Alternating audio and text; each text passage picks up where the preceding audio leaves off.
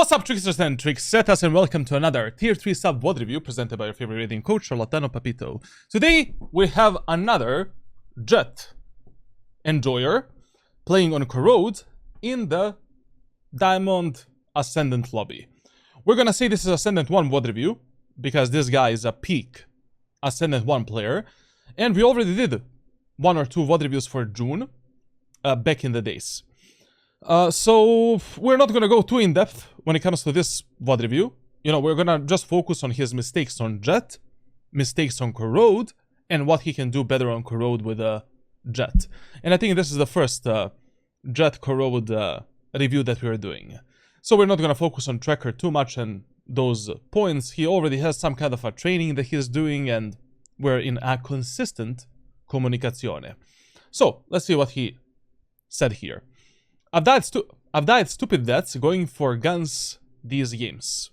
I have no idea what that means, but I know what stupid deaths are, and we'll see, you know, how these could have been prevented.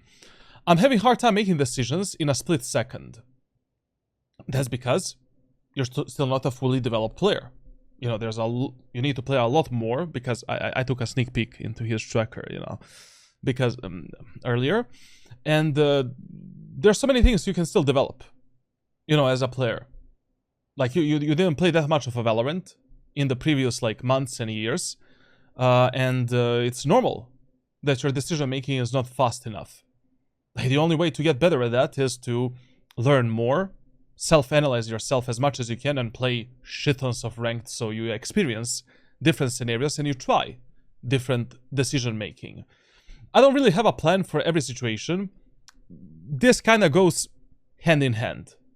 You know, like, what are the best players in Valorant? The best players in Valorant are the players that don't need to think about their decisions. They're just natural for them, because they got so much experience beforehand, before they get into these scenarios, and they can just automatically react to them. Like, you want to get to the point in your gameplay where you don't need to think how you should use your utility, how you should counter the enemies, what you should expect from the enemy team, what you should expect from your team, how to adapt yourself. Like, the only thing you should be thinking about is how to engage enemies in the most effective way, paying attention on your screen, and paying attention on your mechanics. Because then, your mechanical skill is also going to get better, obviously. So that is why, like, majority of Ascendant and Immortal players that are stuck there, because they're other skill sets are absolutely garbage, such as decision making, such as overall game knowledge, such as team play, for an example. And they only focus on, you know, they have a lot of gaps in their gameplay. I think I had a lot of problems positioning around my teammates. I expect them to have cleared hold areas when it's not clear. We talked about this probably millions of times. In ranked solo queue, all the way up to Immortal 3, 400 rank rating, you expect nothing from your team. But literally nothing from your teammates. Sova is throwing 10 drones to clear some area of the map. You check those angles yourself. You have 10 teammates running in front of you somewhere. You check every angle yourself. Like, you need, like, your trust levels in solo queue need to be very low. Like, you should always get in a match expecting nothing from your allies. Nothing. And you're just trying to adapt yourself to them as best as you can. Like, that is the rule, basically 101, when it comes to playing any competitive game. To the high elo lobbies and the high elo play. Because a lot of the players will reach, as I said, Ascendant and Immortal with a lot of the gaps in their gameplay, and you can simply not rely on them. Like, you need to expect everything, everywhere, at any moment of time. Now, I'm not sure when to be passive-aggressive, and rotations are a bit weird on this map.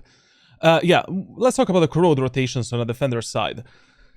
Most of the times when you're doing rotations on this map, you should do them through the mid area of the map, which is something that I don't recommend on other maps, but on this map it's kinda necessity. Because rotations through the spawn take enormous amount of time, and that is why on this map, mid control is mega important. Like, B set and A set control, we can play retakes. You don't need to die there. You don't need to fight super aggressively. You don't need to commit yourself into some fights that you cannot win, for an example. But mid control on this map, and having info here 24/7, where the enemies can be and what they're doing, mega important. And this is the area of the map through which we should be making most of our rotations. Even if we need to risk it a bit. Because this rotation takes fucking ages. Like, literally ages. And this is the main problem of this map. Like this rotation right here. If you're prioritizing that rotation, like, you're not gonna have a very fun time. And I don't know why my Valorant is lagging so much, but I guess we'll have to deal with that. Just a second. When it comes to when to be passive and to be aggressive, if that is the question for defender side, like that completely depends on the map that you're playing, what are enemies doing, and what your teammates are doing. Like, that is the question that you answer while you're playing the match. Like, for example, on Corrode, the first 4 rounds, you can play a bit more passively. You know? We can just be fighting for info here, here, and here, by jump spotting the enemies, holding some tight angles and stuff like that. But after the 4th round, you will get the answer to that question. Like, for an example, if we cannot stop the 5-man executes onto the bomb sites, we should play a bit more aggressively and take more map control from the enemies and try to fuck them up here. If lack of mid control is making you lose rounds, like, for example, enemies take mid and we have no info there and that fucks us up, we need to play more aggressive. We need to fight for mid. We need to fight for the information. We need to do something. So, in eco rounds, hull by rounds, you can play a bit more aggressively always. Like, your main job in eco rounds and hull by rounds is to trade yourself for as many kills as possible. And you should be playing a bit more outside of your comfort zone and trying to do something like that usually you don't do, or you didn't show to the enemies in your gameplay. I try to follow the guys, but I feel like I'm having a hard time applying it because I don't recognize specific... Rinse and repeat. When it comes to every single rule, tip, trick, solution, it's all about rinse and repeat. Like, you will need to do something at least 100 times before that something is on an autopilot mode in your gameplay. Like, you cannot expect to become a better player if you're not putting in time in the game, into practice, into training. Or you cannot expect becoming a better player by investing a small... I mean, you cannot expect becoming a better player faster or fast if you're just not, you know, living and breathing Valorant, for an example. That's why, you know, you should not be... like, you should always look in a long run when you're trying to get better in any video game. Like, depending on your limits as a player, time limits as well, depends what you should expect from yourself. Like, you need to take in consideration there's a lot of players, especially high elo players, that are living on Bind, Haven, Corrode. Like, that is their, you know, that's where they sleep, that's where they eat, that's where they live. So, your progress, you know, depends on how much time you're going to invest in the game. And you should just... One thing that is very important is that you're always trusting in the process, trusting in the training that you're doing, analyzing your problems, finding solutions, and trying to apply them. And trying to apply the good stuff. The stuff that is working minimum 60 to 80% of times in ranked solo queue. And that's it. Basically, that's it. Like, overall decision making is pretty hard, okay? I'm still experimenting quite a bit with my aim movement, but I think it's my biggest area of improvement so far since last month. But generally speaking, you know, like, the easiest thing where you can get better in Valorant is the raw game knowledge and mechanical skill. Because it boils, once again, both of these just boil down to just spending enormous amount of time doing proper aim training, fixing your mechanical problems properly, and just soaking in as much information as possible. The hard part about Valorant is just overall like situational awareness, adaptiveness, team play, and fast decision making. But once again, that comes with time. Okay, I mean, this is good. Like, if you feel that you've improved mechanically, that's good. And also, I shared with this guy some kind of a training and aim training like a month or a month and a half ago. So, if that aim training is working for you, just keep. Let me just check it. Like, what did I share with him? I cannot leak anything. Sorry, chat. Like, it's, you know, private. So I share with you. But yeah, this is really good. This is really good. Like, you can keep doing it. I think for your skill level and for the amount of time that you put in the game, I think this is still a good aim training routine for you. It's kind of hard to tell if I really learned and applied much from the last VOD review, even though I tried to take in as much information from it as I can.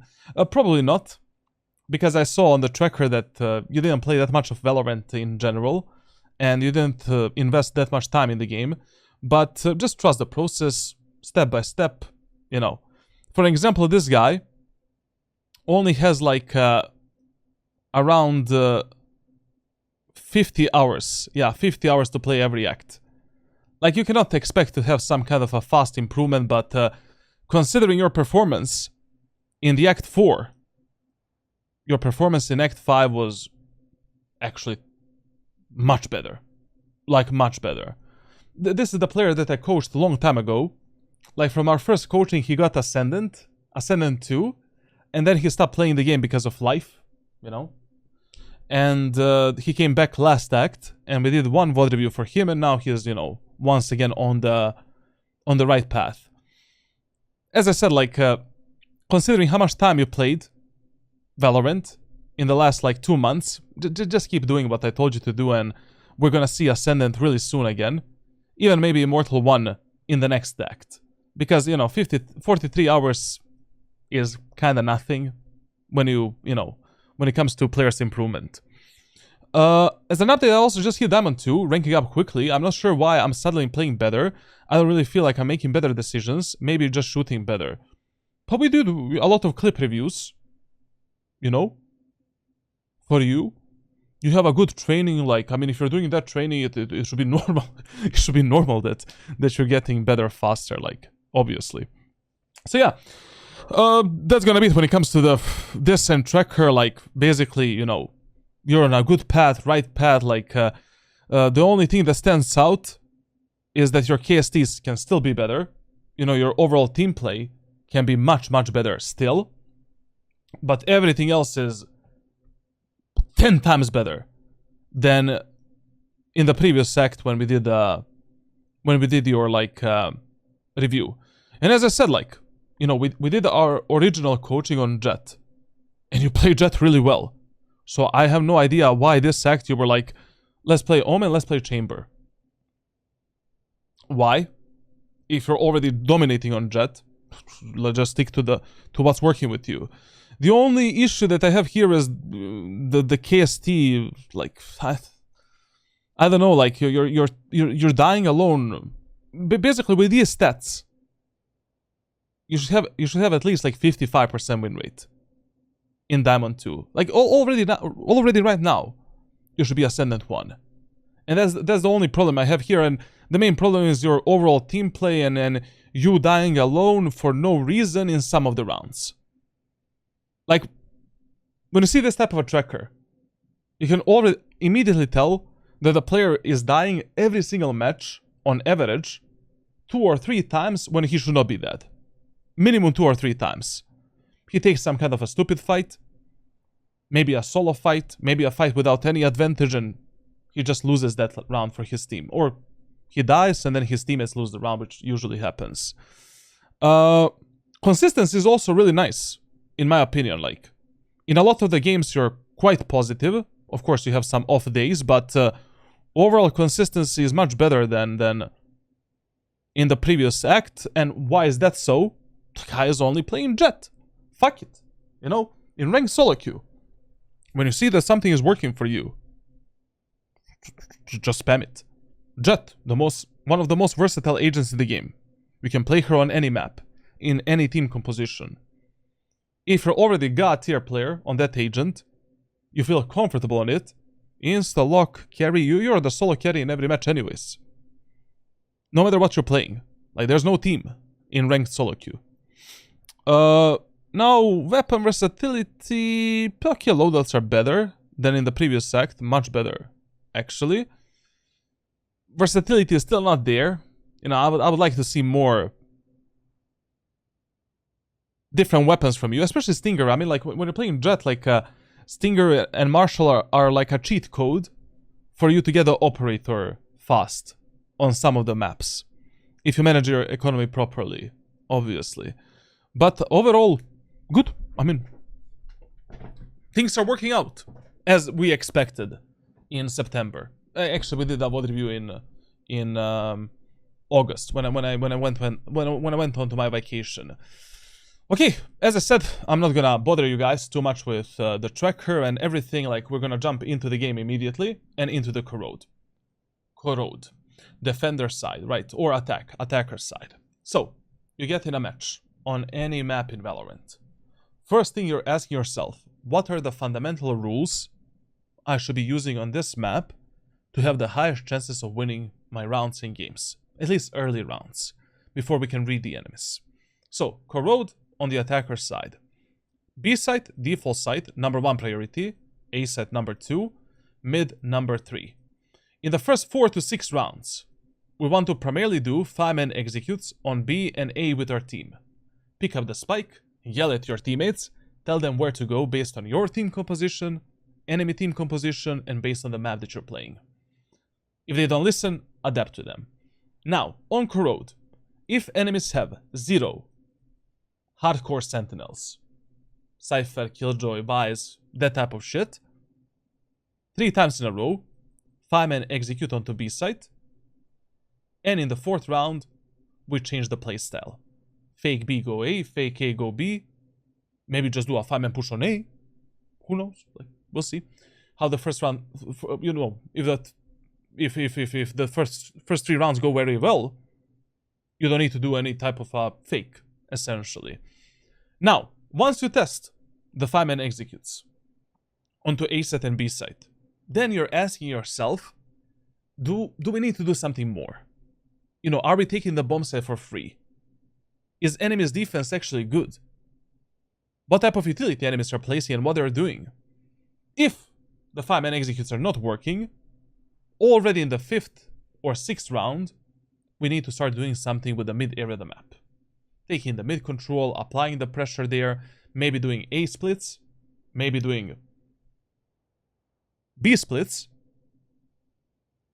But in ranked solo queue, in the first 4 rounds, always test 5-man executes. Because that's the easiest way for you to control what the fuck your teammates are gonna do. Especially if you're playing low elo lobbies, like, God forbid, doing some kind of a fake lurk or some shit like that. So, in this match, enemies have 1 hardcore sentinel, and that is Deadlock. But Deadlock is not that big of a problem as other sentinels, you know, like, for an example, she's not as strong as, you know, Vice or a Cypher, for an example. So, even though they have a Deadlock, we can go 3 times in a row B, but also we can go 3 times in a row A. It really doesn't matter that much. Now, in the first round with Jett, classic, light shield, 2 smokes. Your job is to fight medium range, close range fights, take some initial space for your team, and fight together with your allies in a safe way. You don't need to over-aggress. And let's see what's gonna happen. So in this round, what did your teammates want to do? What the fuck is this? Like, this, for example, is a recipe for losing the first round. In the first round, in a diamond low Ascendant lobby. Leading your teammates through A short.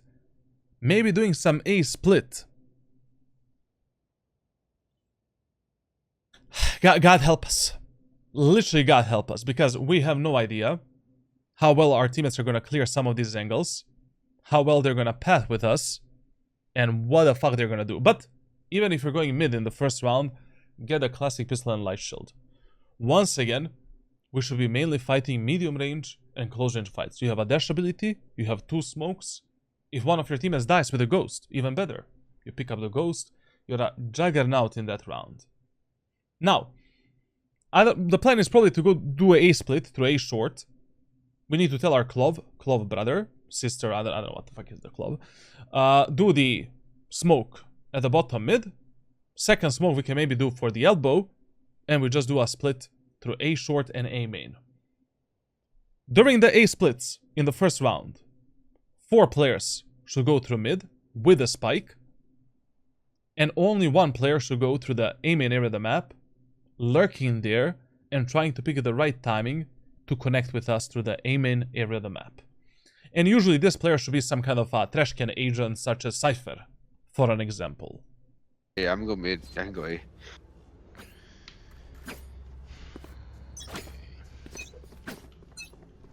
This is a criminal first round.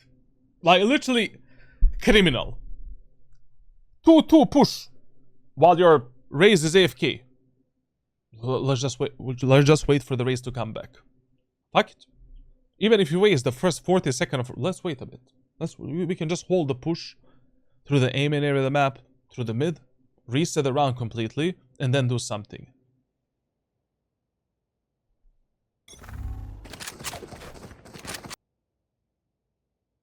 Can we first jump spot this angle before we swing out? Or maybe wait for the smokes? First of all, if your teammates are AFK, reset the round. We don't need to do a 5-man push immediately. Maybe enemies are gonna make a mistake. Maybe they're gonna push A main. You kill them for free. Maybe they're gonna push mid. You kill them. I mean, enemies don't know that you have an AFK player. You know? And maybe they're gonna be like, what the fuck are enemies doing right now? You know, like, let's take more space, and you just take a free kill and, you know, then reset the round. But this split in the first round, 2-2 split, or even a 3-2 split, suicide. Literally suicide. You need 4 players in mid. And for God's sake, like, how, like, I mean, I don't know what type of voodoo magic you're doing, but how do you know that no one was holding you from top mid right now? How do you know that, you know, this Reyna maybe didn't buy a sheriff and is doing this? I don't know, you don't know, and when I don't know, and you don't know, then we need to jump spot this angle, or use a smoke for that, or like, I don't know, use some utility to clear these angles. My dude just did this! Like, motherfucker, yeah. Boom. like my guy was... Boom. Already right now, we should be like, basically when you're doing this type of A split, if you don't get any early contact with the enemies, when you reach this line, right here, when you're peeking into the A short, you should be pre-activating your dash ability. I mean, you need to pre-assume, if you don't know where are the enemies, that maybe one enemy is gonna be here. And also, what is a huge problem of this round is we have 0 recon abilities for mid. We don't have a smoke for this. And you need to keep in mind on Corrode, like, enemies always have a timing. Like, no matter how fast you push through this area of the map, they always have a timing to drop down and walk up here. Like, we need, you know, for example, Fade. Fade should always give us an eye right here. There's a lineup for that. For both short, that angle, and this area of the map. Or an eye here, like any of these two. The dog would be really great right now. But also the smoke on top mid would be great so we don't get butt fucked. Now listen, in ranked solo queue, usually I tell to players, I know it's impossible to micromanage all of your teammates. But on a macro level, like, you can always tell your teammates what to do. Like, it's simple callouts. Fade, leave the Cypher alone in A main, come with us mid. Guys, let's wait for the raise, hold the angles, don't push anything, and let's do 4-1 split on A. It's Diamond 3, Ascendant 1, like, you know, Diamond Ascendant lobbies. Habib, you know, like, I know these players, especially in Europe, like, they have mental disabilities all around, like, but they can listen, I don't know, sometimes they're gonna listen. If they don't listen, adapt to them, and that's, you should at least try in the first 4 rounds.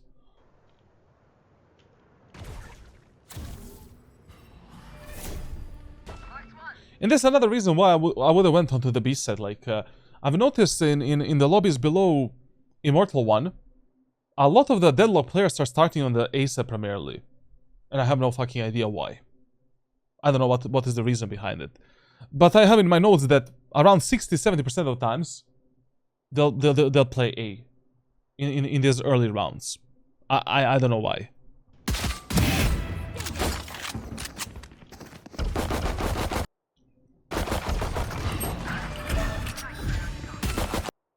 Why are we shooting at the eye that already revealed you? If the eye reveals you, just focus on the front. And anyways, you know, already at this moment of time, when you took this fight with the Clove, activate the dash ability.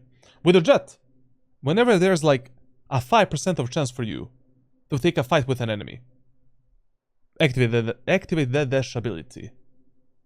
Every single time when you die, and this ability is not activated, or you didn't use it at all, it's something you could have done better. Of course, we should not be wasting it for nothing. But if you already have the info that we're going to be fighting this Deadlock right now, or soon enough, activate that dash ability.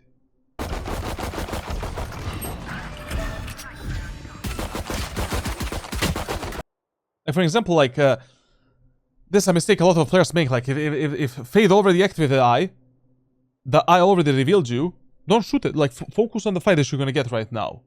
It's pointless shooting it at that point, especially if the Fade can kill you from some angle, or some angle that you didn't clear at that moment of time. That eye was really good. Like, the utility of the Fade was really good, but still, fuck it. Like, if you already got revealed. Anyways, like, this whole round is the reason why just pushing the ace side in the first round is always a huge gamble. Like, always a huge gamble. Like, if enemies don't have a Cypher or Vice, most of the times you should do a 5-man push on B. Even against the Killjoy and Deadlock, to be honest, like, and Sage, it doesn't matter that much. Because A executes it can be hell of a time.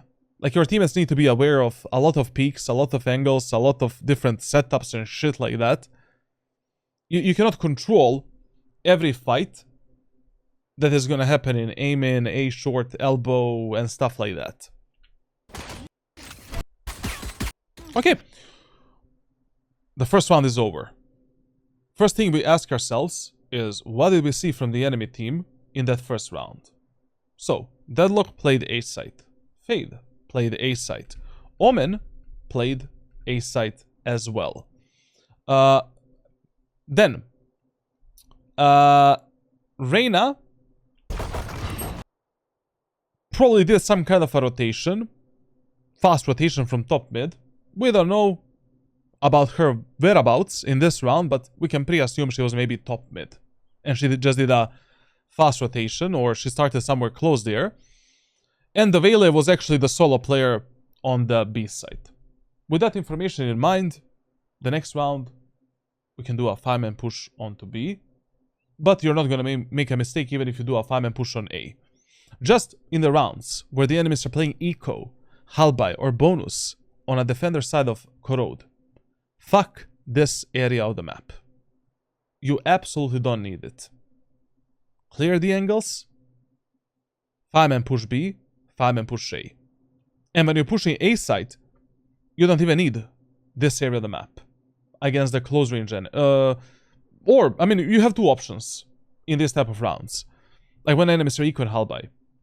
You can do this smoke setup, and just fight for the A short, plant the spike there, prioritize medium range and long range fights if possible. Or you can just smoke this, only fight for elbow, fight for the bomb site, plant the spike and play a bit more passively. I usually prefer this option because once again, there's a very limited amount of mistakes that your teammates can make that you cannot compensate. And surprise peaks that enemies can do.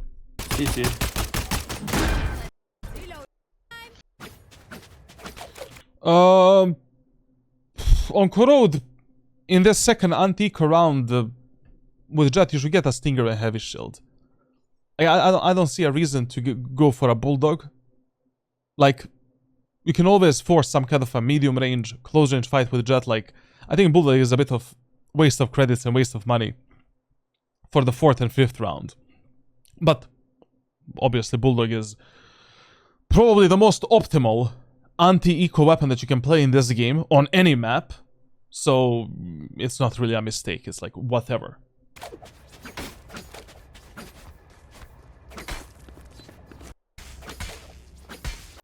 So in this type of rounds, if you have a teammate such as this Cypher that wanna lurk, Cypher, please, I'm gonna suck your cock.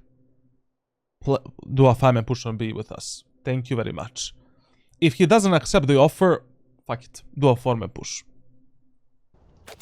How should we clear this area of the map? Jump spot the enemies. From this angle, run in front of your teammates, get the first info and the first contact. Or ask the Fade to use that dog. This is what I joined into. It could have been worse. What? You're crazy, man, bro. Both you and Reese, to be honest. Let's take space like a normal human beings, man. This was mega dangerous, bro. Mega dangerous.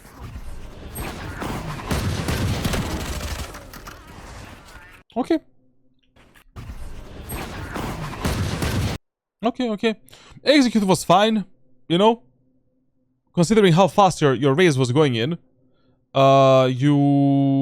There's nothing better you could have done.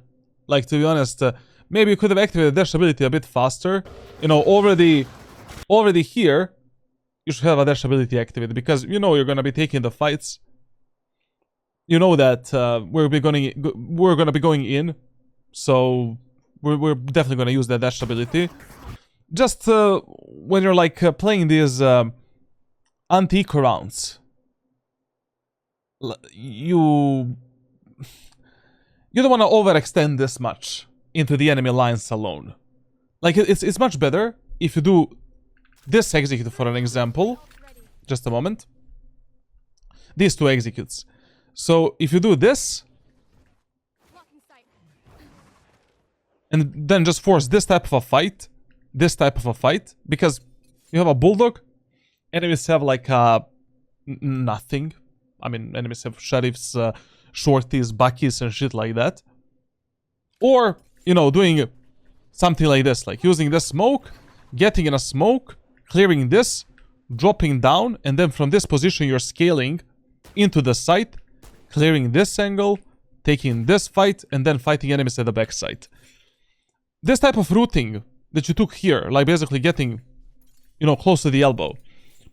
It's the third execute that you usually do in the full buy rounds, like, or rounds where you have some kind of a close range weapon, or I don't know, like, just not in the rounds where the enemies are anti-eco. Because what you really want to avoid as a Jett player, you never want to end up here alone, you know, getting out of this smoke, when you have no idea if the enemies can be elbow, here, or here. Like, you cannot overextend without recon abilities like this. You're instantly in a crossfire. You need to observe a lot of angles at the same moment of time. Most of the times you'll just die. Or you'll need to do some really good gamble. But I would rather not gamble. Yo, Lukao, well, see, man. Do you prefer Bulldog or Stinger? As I said, like, Bulldog is probably the most optimal anti-eco weapon on the attacker side. But with movement agents and on a claustrophobic maps, like, Stinger is just better in terms of economy that you invest in these type of rounds.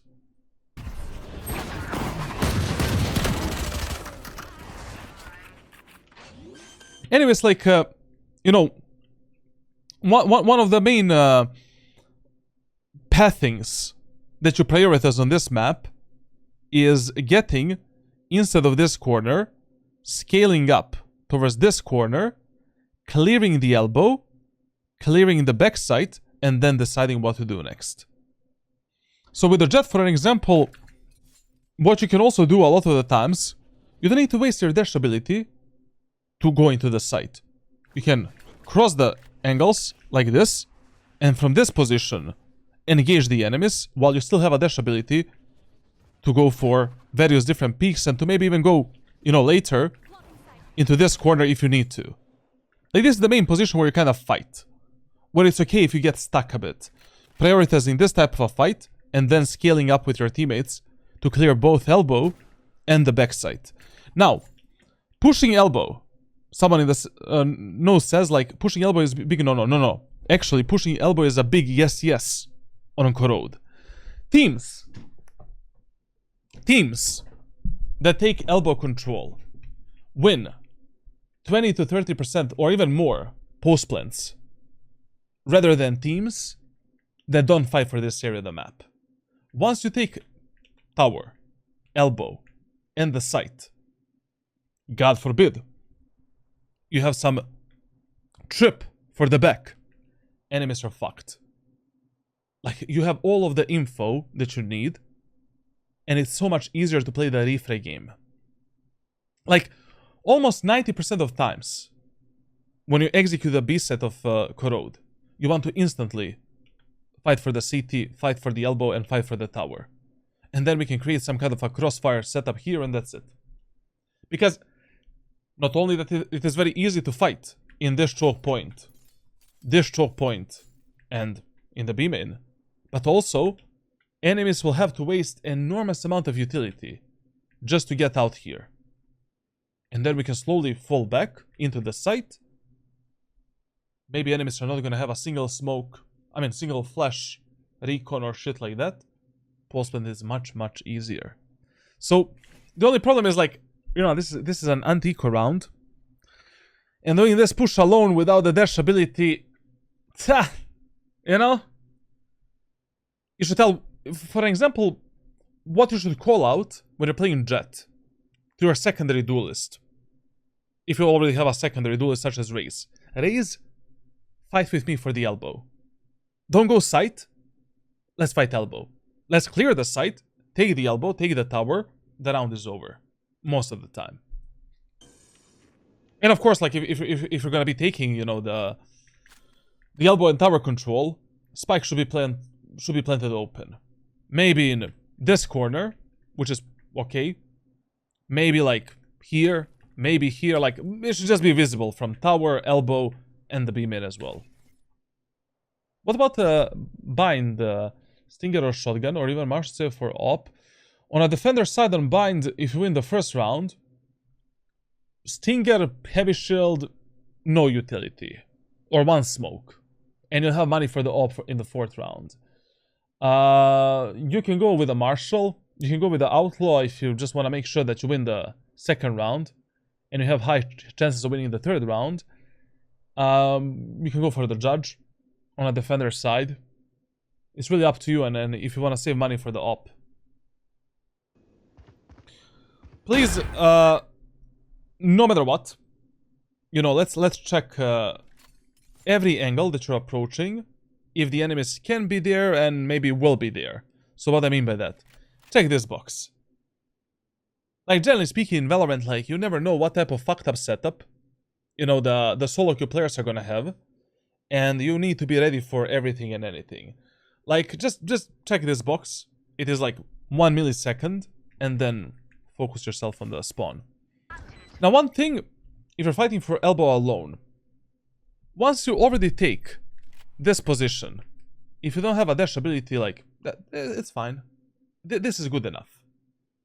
Now we can hold some kind of a tight angle like this one, with a burst fire of a bulldog, and this is more than enough.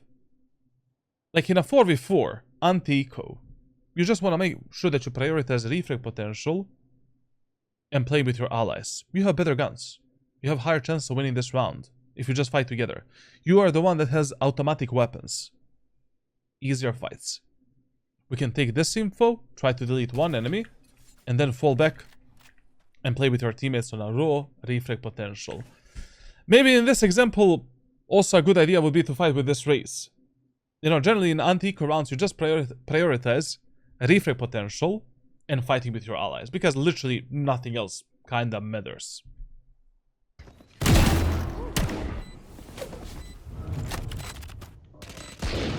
Also here, you should have checked the tower as well. I mean, who knows if one enemy was hiding in that smoke. Like, in ranked solo, you just don't know. You never know, basically, like, what enemies are gonna do, so... It's... Basically, how should you play in ranked solo queue? You should play with a mindset that it is always better for you to be safe rather than sorry. So it's better for you to check all of the angles, all of the corners, to expect everything, rather than playing the game based on pre-assumptions and based on the info that you don't have. With this type of a gameplay, you'll always have a higher success rate and win rate, rather than just pre-assuming that your teammates are gonna do this, do that, that enemies are gonna do this, do that. Like, if you're already making a pre-assumption, that's just a 50-50 gamble, and you're just gambling at that point.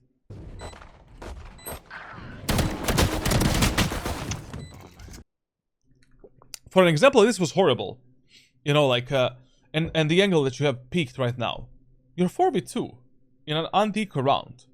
Your job is done. We took a site. We took 3 kills. Like, this is where you clock out as any agent or any player. I don't need more kills. I don't need anything. All I need to do right now is play on a raw refrag potential and win this round for my team. Bait them, play with them, refrag them, fight with them. Done. Why are we here? Okay, you wanted to go onto tower. No problem. But the second angle that we should take is this one. Tight angle to get information first about the enemies. And then once we get the info, we can maybe go for some kind of an aggressive fight. If you feel confident that you can kill this guy with a proper cross replacement and peeker's advantage. Or you can just, you know, try to get a kill here. Get onto an off angle such as this one. Try to get another kill. And then get the fuck away. Anyways, same as when you're playing post plants. You have the same mindset as if you're playing on a defender's side. I want to abuse as many off angles, safe angles, 70-30, 90-10 gunfights before I need to commit myself into a 50-50 fight. So, I want to try to abuse this shit, before I need to maybe force some kind of a 50-50. Every damage that you deal during these fights, and every potential kill that you get, amazing.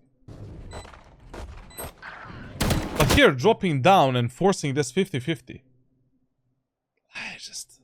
I don't know, man, like, why would we do that?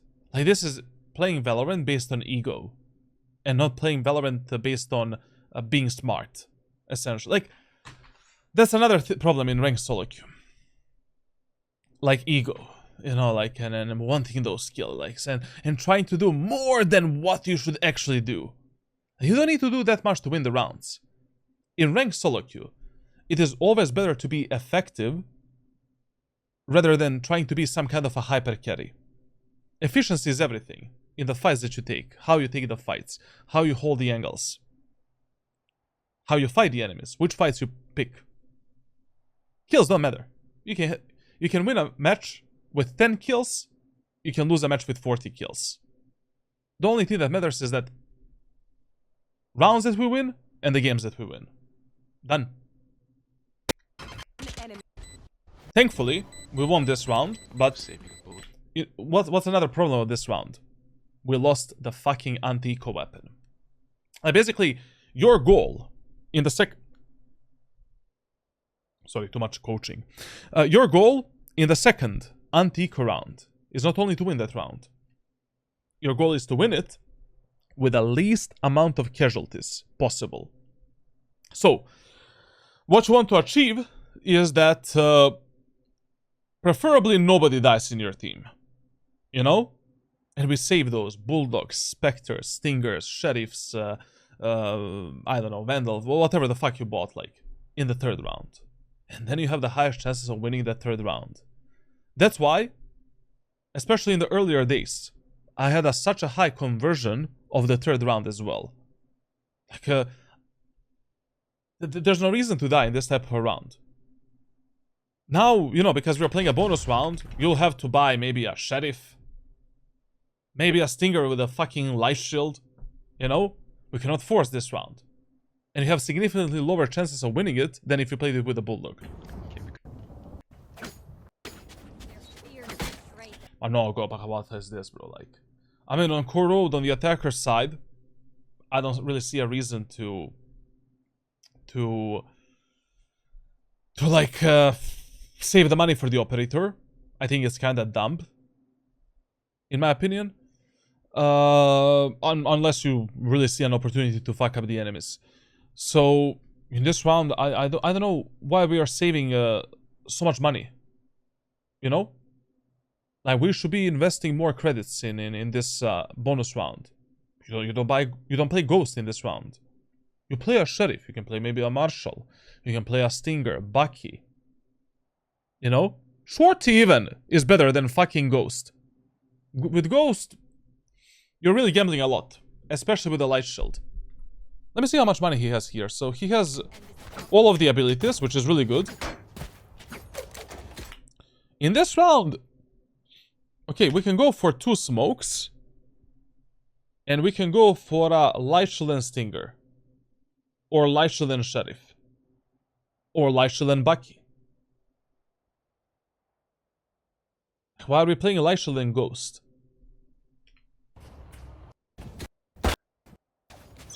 Basically, when you're playing these bonus and eco rounds, you really want to have some kind of a weapon that can delete the enemies with one shot. That's the whole point of these eco and bonus rounds. You know, forcing up a frenzy or, I don't know, spectral, even like Ghost. Playing with a classic and light shield is my worst combo that I see in this type of rounds. But playing with a Ghost, I don't know, like, you need to hit 2 headshots, basically, like, which is really fucking hard sometimes. You just don't know in what type of situation you're gonna be against these enemies, and how good mechanically they're gonna play. Sheriff is the best eco weapon, but that depends on the agent that you play. Sheriff, Bucky, Shorty, Marshall, like, all of them can be very... Stinger, all of them can be very efficient. Now, listen, man. If your team on Corrode doesn't have a plan, but I don't know, why we don't have a plan, you know, but if they already don't have a plan, and you have no idea who in your team has the highest chances of dying, play with your teammates on mid. Your teammates on mid always have the highest chances on Corrode to get into some kind of a fight. Like, there's no way that there's not gonna be at least one enemy taking the mid control right now. And trying to do some peeks and kills. But if in this third round, we should have some kind of a plan. You know? What you notice in the first 2 rounds? Only Vele is playing on the B side. With Reyna or whoever the fuck it was there. Brother, Vele and Reyna cannot defend the B side for shit. Impossible. 5-man push B, that should be the call out in this round. We know Deadlock is the A player. We know Fade is the A player as well. Omen is probably going to be interchanging his positions. But with all... that is the only information that we have. And in Valorant, you always need to play on the info that you have. Should you pop knives when you're ecoing or full buying? You should pop knives when you get them as soon as possible and use it as a main weapon. It doesn't matter if the enemies are eco, if you're eco, halbay, whatever, like, just use it as an economy saver tool, or to clutch up the rounds. Do you think Demon 1 can come back and dominate next year? You never know, man, like, it's not only Demon 1. It depends in which team he's gonna play, with what type of teammates, like, it's a team play game, and also Valorant is a very inconsistent game when it comes to everything. Like, basically, players' careers in this game can last like 6 months or 6 years. Like, it's really fucking, you know, a huge gamble. It's not as a consistent game as CS2, for an example. Like, there's so many factors. Meta is changing, agents are changing, maps are changing. Like, you know, is Aspas the GOAT? But I'm thinking more and more that the real GOAT of Valorant is actually fucking Chronicle. Chronicle has done it all. One of the most consistent players in the last 5 years. Like, can it get better than that? And now he also might win the champions for the second time. What did Aspas do, bro, to be a GOAT of this game? And I actually don't know why people think Aspas is the GOAT. Like, there's so many good players like out there, pro players.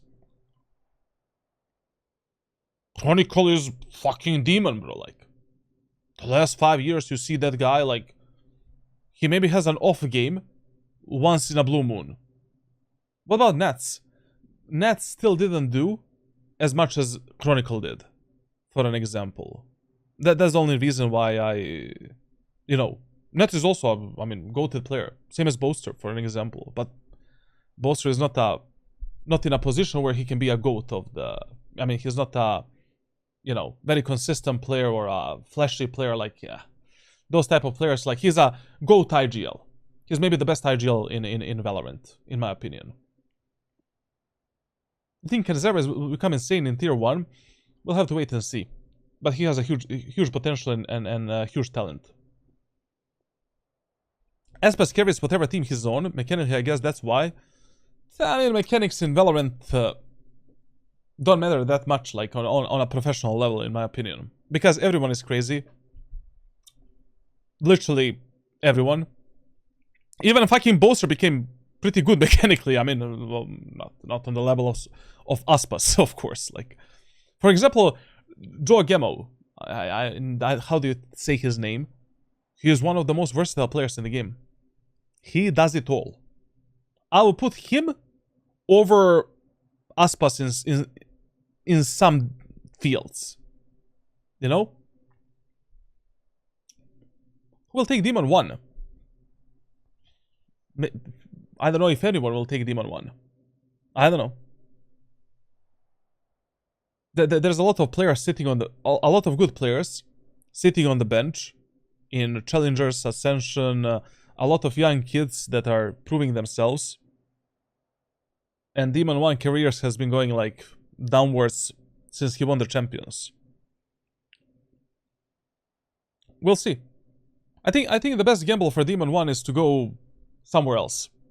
You know? Pacific, EU or something like that.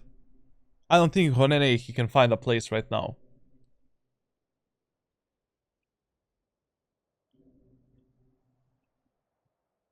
Benji, one of the Sentinel in my... Yeah, Benji is also, like, really good. On almost the same level as Nuts.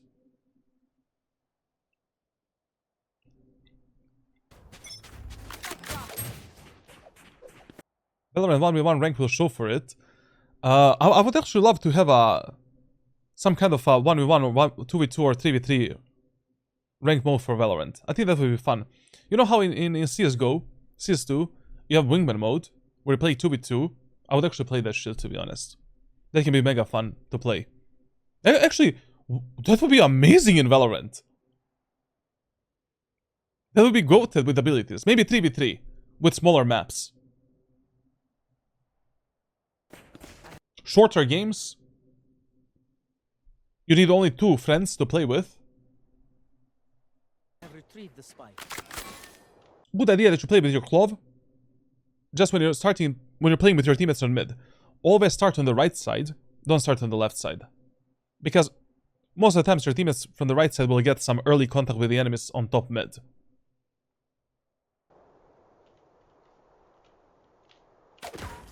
You think Fura still deserves to be in Tier 1? In Valorant? What? There's a 3v3 coming, I think. Yeah, I saw that they're cooking some game mode, but we'll see. he wants taking DRG, bro. Yeah, I know, like, he is only... he only signed with DRG as a sub for this event, and that's it. I mean, they have that Vuka, Yoka, I don't know how the fuck his name is, like... that guy is really fucking good. I don't see a reason why would DRG replace anyone for Demon 1. Who's your pick to win champs this year? On both of my accounts, Fnatic. But I thought Fnatic is gonna go to the lower bracket and then win in the finals. So right now, we should be doing a 5-man push on B side. And right now, you should be with your Clove on mid if your teammates are already playing on mid. Your teammates are silent. They don't speak. Play with the most aggressive teammate that has the highest chances of dying and that is doing something useful for your team. Cypher is useless. Raze is useless. Fade is useless. Clove? Useful. She's gonna get in fights.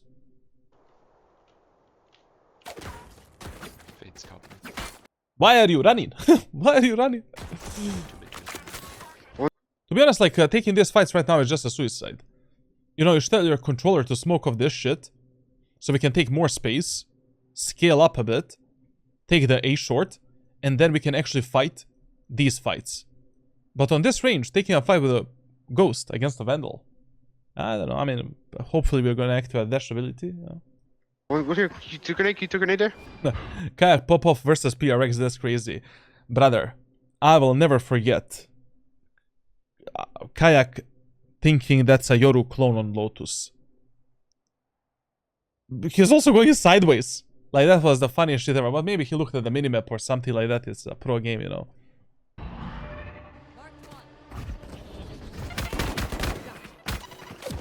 Thanks God. Are we gonna check the angles?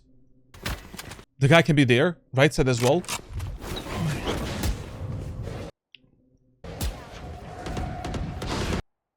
Angle clearing and your pathing can be much cleaner and better. Like, that's my main problem so far with you. Like, you're not efficient when it comes to your movement and utility usage at all. Like, you know, you're going here, for an example. You do this type of smoke. Do this one, you know, so that your team can actually scale without any gaps. Get into this position. This smoke disappears, no problem. Re-smoke it. Now clear this angle, you know, move in. Wait for your teammates a bit. Now your teammates are moving in. Let's check this angle. Check this angle. Check the tower if you don't have a smoke. Like, you're running it down mindlessly way too much. Coming, wait. I'm blind. Okay, that happened. Listen. You're 4v3. Even in this scenario, if you're a 4v5, you can slow down a bit. No one is holding the gun against your head, telling you to push in. You know, what's very important in these type of situations, when you're scaling up with your teammates, you really want to play a refray game. Together with your allies. But a proper refray game. What I mean by that? You want to take fights on every single angle on which your teammates can take a fight. Like, it's really bad when you're scaling only with one of your allies through this area of the map, and you take this type of routing, and you fade this type of routing, and you have two teammates behind you. Like, these two guys can cover this angle, for an example. They're anyways super slow. But from this position, you cannot take every single fight that your fade is going to take from this position. It's much better if you just slow down a bit here. We have 1 minute to plant the spike, which is more than enough to plant the spike 15 times. I lied. It's less. No, it's actually 15. Look at the minimap a bit when you're going to the site with your allies. Like, anyways, like in Valorant, 50% of times your eyes should be on the minimap, 50% of times on your screen. Okay. I got the spike. Listen, don't plant the spike until you clear the whole site. If you have time to plant it, and if planting it is not our highest priority. Right now, yeah, we can plant the spike a bit later, it's okay. Let's check the whole site first. If maybe one more enemy is hiding there, let's check the B-main as well, and then plant the spike. Anyways, in ranked solo queue, give this job of planting the spike to your teammates. Like, you're just wasting your time planting this shit. Drop it to this Fade. She has nothing better to do in her life anyways. Because while you're doing this, right now, Clove can die from the elbow. Maybe your Fade goes into the B-main, dies from a potential enemy in the B-main. Maybe, I don't know, like, Raze is gonna fight in top mid. Like, there's so many better things we can do than plant this spike. Which rank is this? Diamond Ascendant, Diamond 2, 3 Ascendant 1. Yo, Just, we'll see, man.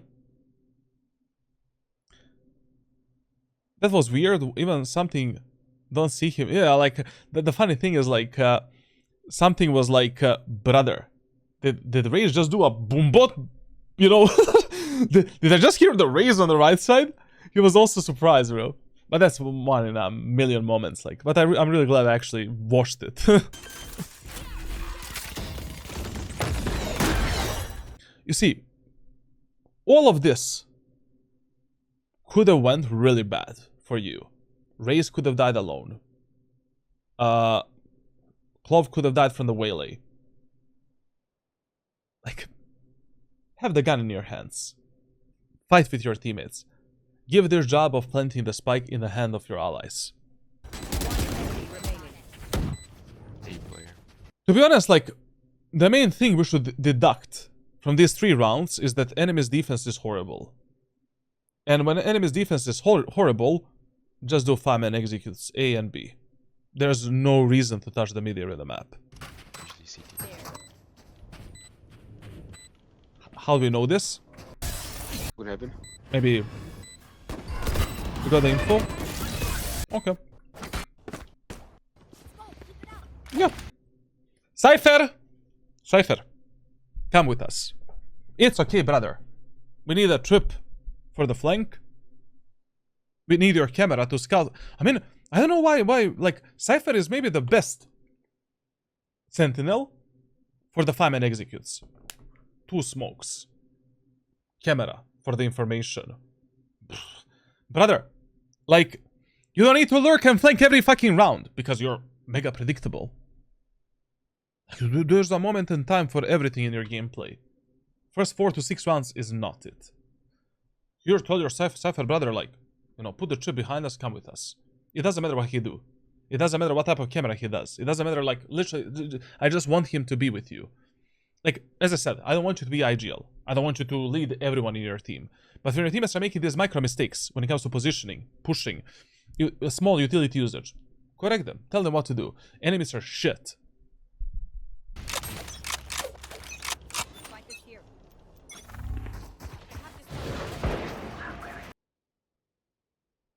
Don't pick the angle like that, please.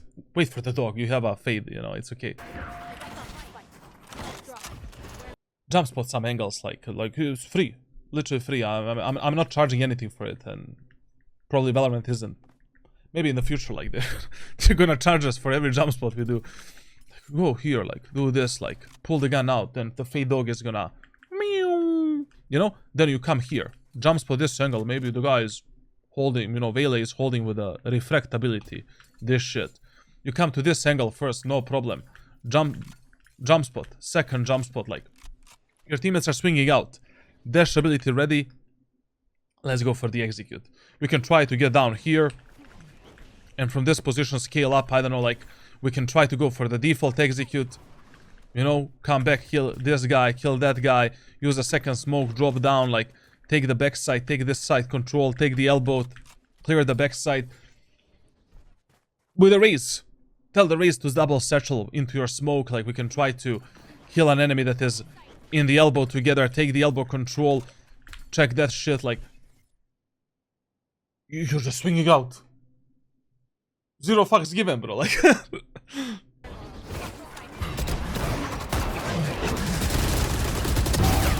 don't know what was the purpose here of the second smoke. I mean, the guy got revealed, that's a free kill.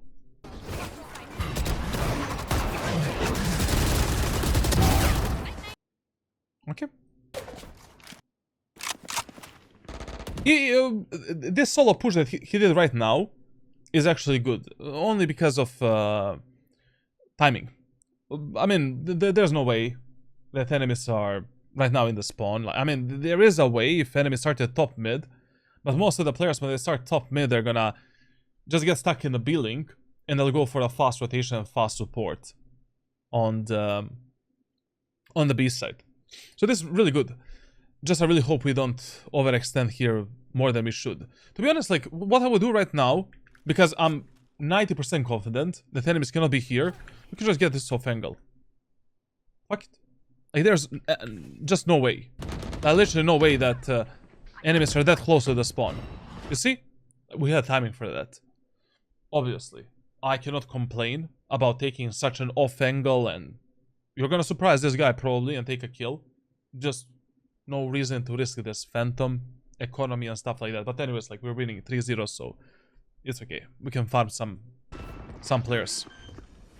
Crosshair maybe a bit too tight to the wall, considering what you're holding right now. We'll see. Depends how, you know, how the enemies clear this. I mean, that Omen is just horrible. Like, the guy, that's a Ascendant player walking out here without checking angles. Like, that's not something you should expect most of the time. Listen, man, like, you have 8,600 credits in a light shield. Right now, we get a heavy shield and get a shorty. Even if you die, even if you lose this round, you're gonna be at 9,000 with the ultimate. Already in the previous round, he should have replaced his light shield with a heavy shield. I mean, whenever you have more than, I don't know, 4,000 credits in the current round that you're playing, change the light shield for heavy shield, it's fine. It's not really a waste of money in any way. I have no idea what we're doing. Probably some kind of a fake, but I think this is a bad idea. The reason is, like, when you notice that enemies are just terrible at holding the bomb sites, and your 5-man executes are working, that is the easiest playstyle and strat that you can abuse to win the most amount of rounds on the attacker's side. No reason to complicate things that don't need to be complicated. Anyways, in ranked solo queue, if you're doing some kind of a fake strategy, you should never be the person that is faking. Faking is easy. You just tell your teammates to send it. You know?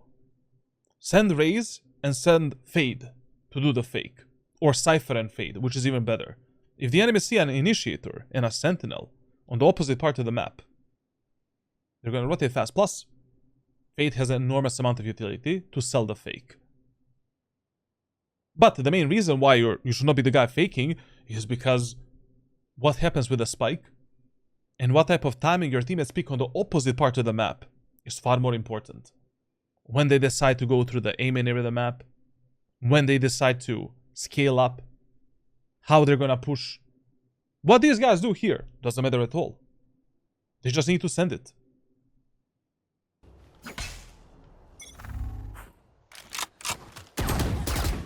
We need to start jump spotting this angle. Like, I don't know what to say. Like, you know, 99% of times, you should be starting in the B main area of the map like this.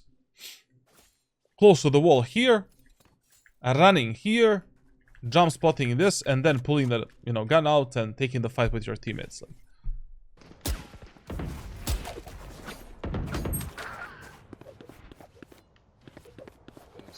As I said, this round is a complete unnecessary complication. Enemies are shit, literally.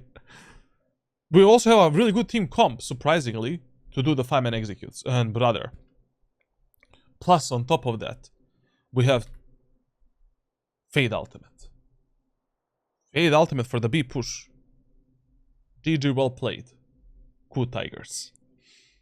If I'm solo queuing insta-log Jett every game, is it okay or should I fill? I get a lot of backlash doing this. If you're confident on Jett, if you know how to play the Jett, if that is your main agent, fuck it. Just keep in mind that team compositions in ranked solo queue usually don't matter at all. better team will most of the times win.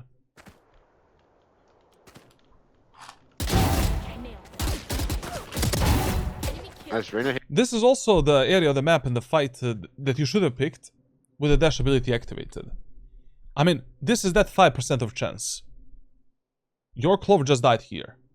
We know that at least one enemy is going to be holding this mid area of the map. Even if you waste your dash ability just to get into A short or to clear the mid area of the map, it's useful. It's good you didn't die during that fight. She probably overheard.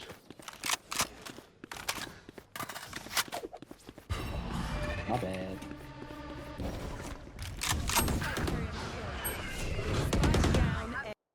What are we doing? Go, go, go. 2 enemies on the east.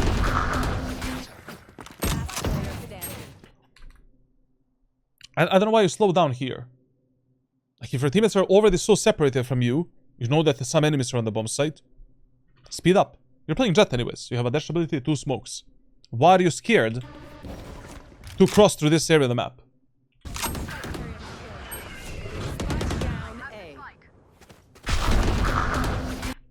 Like, already at this moment of time, you should have been close to your Fade, playing a refrag game with her.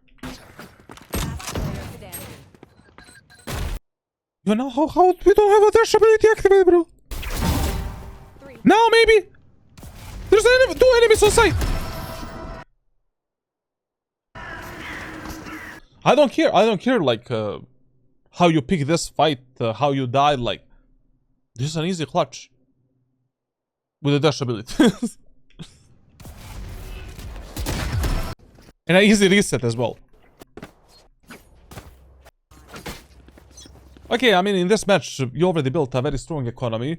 So maybe we don't need to use the ultimate for this round. Like, you know, it's okay. We can save it for a bit later. And especially, thank you God. Clove ultimate, Fade ultimate, weak enemies defender side on the B side. Farm and push B. Thank you. Let's go.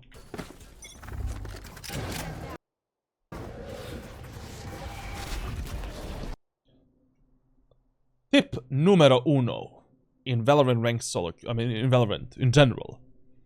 You see that enemies are doing some smokes way too early, meaning that they do it as soon as the round starts or based on your first contact.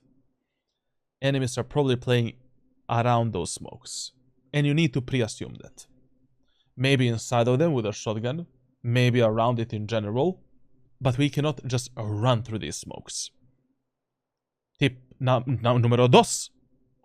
You give your teammates a ghost comm that an enemy is inside of the smoke. That is the only ghost comm that is actually good. Like, basically, I don't know if an enemy is in the smoke, but we need to make a pre-assumption that the smoke is mega fast, bro. You know, Omen probably is not right now playing some kind of a strategy around this smoke. We need to spam it. We need to use the recon abilities, use the boombot, nade. I don't know. We have a lot of abilities to clear the smoke. Cypher camera. Wait a bit. Slow down a bit. It's better if your execute gets slowed down right now, rather than you and your team is dying through this smoke. This is suicide what we're doing right now. I don't know. I really don't know if an Omen is in the smoke, but we need to make that pre-assumption. Okay, it's not Omen. It's actually fucking Reyna. Like, so they're, you know, prepared that setup. You should have been dead here. But you should have been deleted, essentially. Like, these type of mistakes are the mistakes that you cannot make in ranked solo queue. And this is the best tip I can give you to actually read the controllers. And I mean, this is something like, you know, this is something that you learn like as you play Omen and stuff like that. Like, you know, these are the plays that controller players are going to go for quite often. But you need to be aware of this. And also, your execute was rushed out a bit, like here. Wait for your teammates to get in the smoke, and then go out. Oh, hello, man. Ah, Jesus Christimus, man. Tell me. That was a good play by Omen, I'm not gonna lie. Very good read by you as well. This is just mechanically a bit unlucky, you know. We needed to hit those shots and kill this Omen because your teammates are just not gonna be aware of this shit. And there was also no time for him to fade that Omen is behind her and stuff like that. It's okay. Like happens, I guess.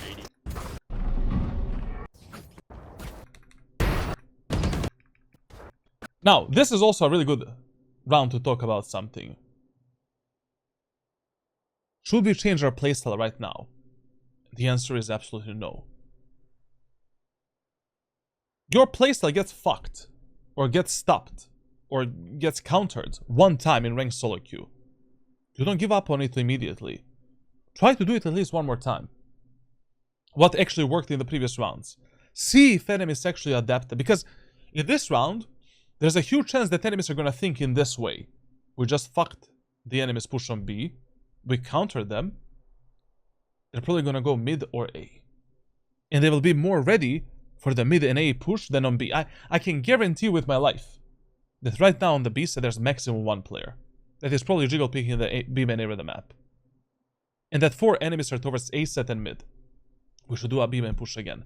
Like, you always need to put yourself, like, in the perspective of how the enemies are gonna think. You know? You cannot, like, just randomly make your decisions. And also, you know what's really bad in this match, like, what my guy is following is the A-B pattern that we always talk about. Like, you know, one round they go A, B, mid. Every round is something different. But why? Also, this would be a really good round to use the ultimate. Like, generally speaking, in Valorant, in ranked solo queue, you want to use your ultimate as soon as possible as a main weapon, so that you build up as many ultimates as possible during a half. It's a really good weapon, bro. Like, really powerful as well. Heavy shield ultimate with a stinger, shorty, sheriff, whatever you want as a secondary weapon, and that's it. Especially on mid, like, you know, we can use an instant updraft with a dash ability. We saw that enemies are fighting us from the top mid. Maybe we can get a pick if our teammates really want to go mid this round. But still not around to go mid. And it's especially going to be bad if we go towards A side. I mean, Fate has the ultimate, Deadlock has the ultimate, and both Fate and Deadlock are A players, man. We need to read that shit. Plus we have the Raze ultimate. Oh. No. End of kill, Claw ultimate. No. This is gonna be fucked up, bro.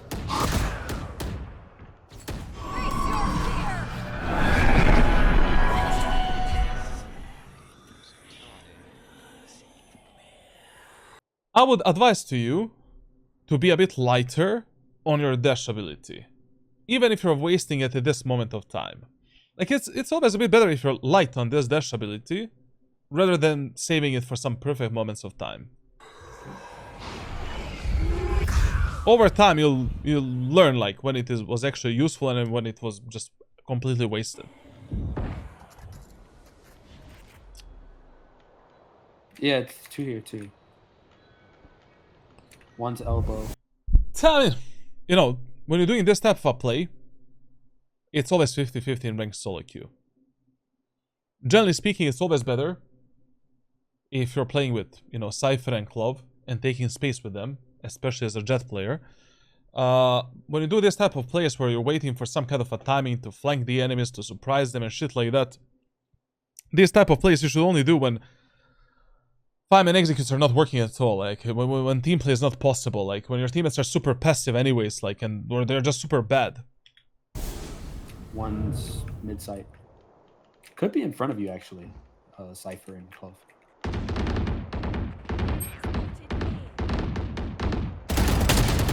Oh my lord. But I don't know why you're showing yourself up here. You know, when you end up in this type of a position, you're practically lurking, flanking, and trying to pick a right moment of time to surprise the enemies. Why do you even need to pick? Wait to listen to some of the footsteps. Maybe one enemy is gonna push the mid, you know, through here. You catch him off guard, like hold some kind of an off angle, such as this one, for an example. You don't need to be the one peeking. Like, if you just stayed here, that would be absolutely fine.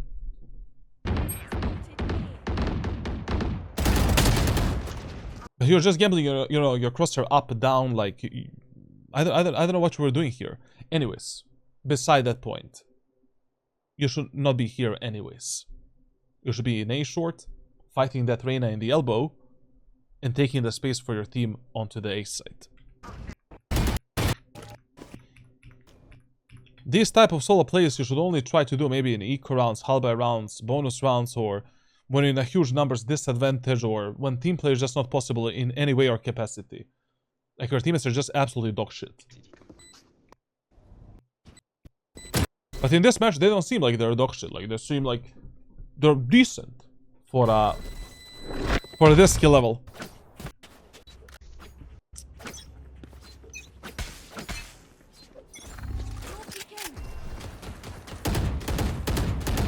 You're not getting punished enough in the, when peeking mid, to be honest.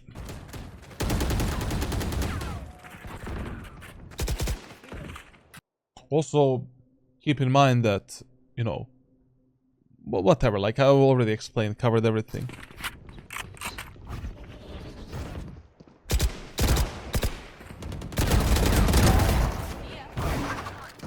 Touching Jett.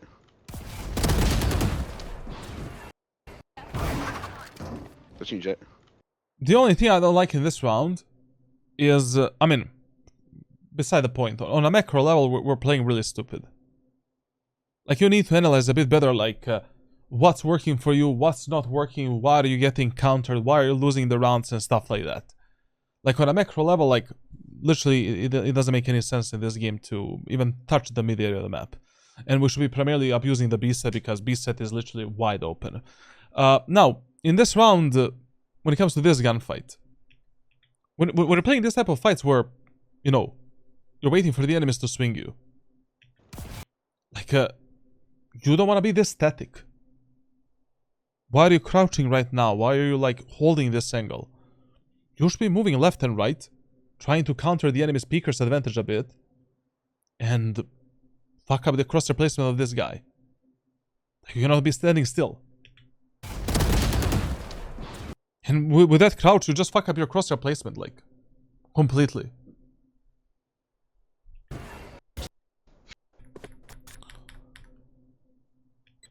Generally speaking, like, I truly believe that in this match, if he just played together with his team and led his teammates in a different direction, right now it would be 8-0. Enemies are terrible.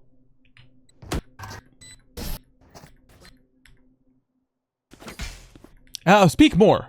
Why are you not speaking? Like it's Diamond Ascendant. Like, in these lobbies, yes, sometimes they're not gonna listen to you. Then you need to adapt, but at least try.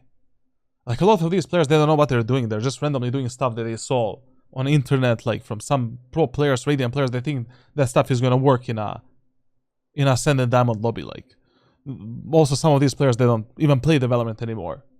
You need to lead them a bit more. Speak to them. Also, enormous amount of players in Valorant are just autopiloting. They're waiting for someone to actually lead the game. Now currently I don't have any willpower to IGL in Valorant. I got Radiant 23 times. I don't need to do that. Like, fuck it. I don't care. I play for fun.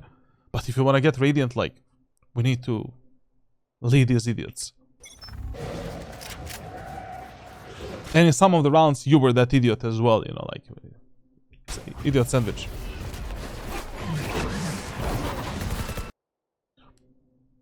Criminal execute. The first smoke was okay, to let your teammates move out, but, precision over anything in Valorant. Like, precision is always more important than speed. I would rather see you lose the timing to do something, and then you die because of it, rather than you dying because your smoke was misplaced, your dash ability was misused, or something like that. Take your time.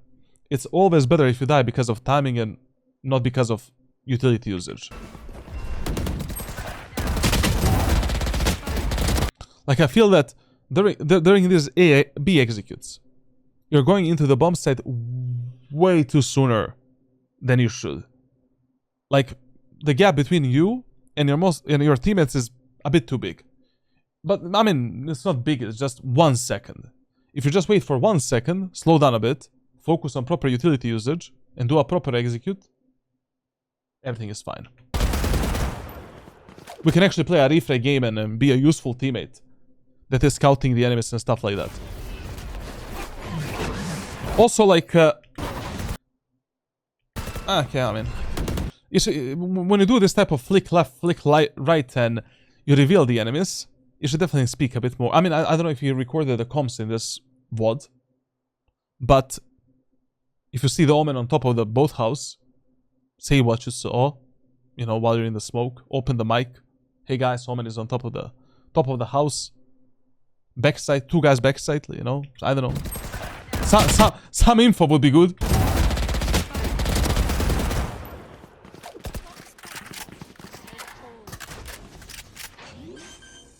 Raze is the AFK demon. Demon of AFKs. So, I mean, like, this post plant, we can play passively. I mean, we have a Raze ultimate. It's okay.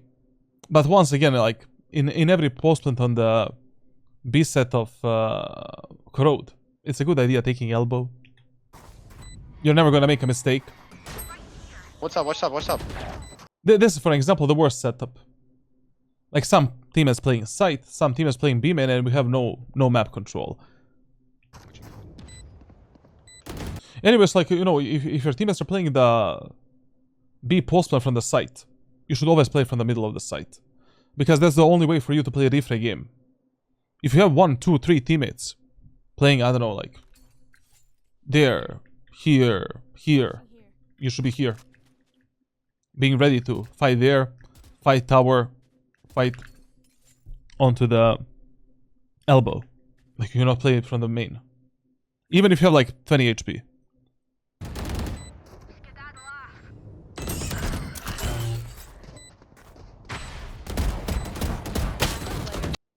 Mamma mia. Jett! Mamma mia.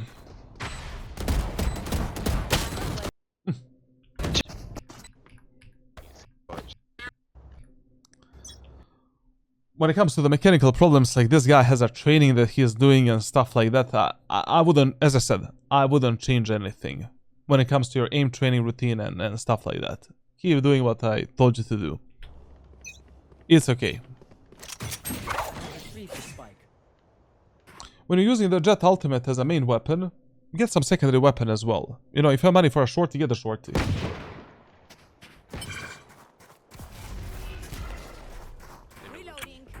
Listen, like, whenever you're taking the space with the Jett ultimate, if you're peeking the angles, go for the, you know, jump peaks with a glide.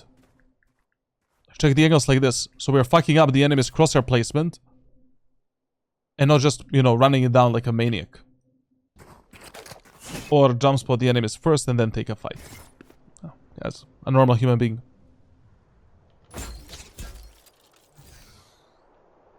Still,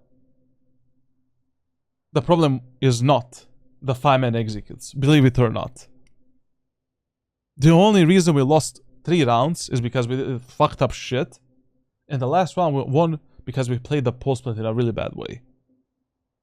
Like, if you're taking the site with the 5-man executes, and the numbers are always equal in the post plant, or they work in your favor, the problem is the post plant. Like, we should do something better in our positioning there and how we fight. Maybe we should play a bit more aggro or a bit more passively. This is still not the moment of time where you default or do some crazy shit on mid or whatever. Do splits, like. It's still an unnecessary complication. That's what I'm trying to say.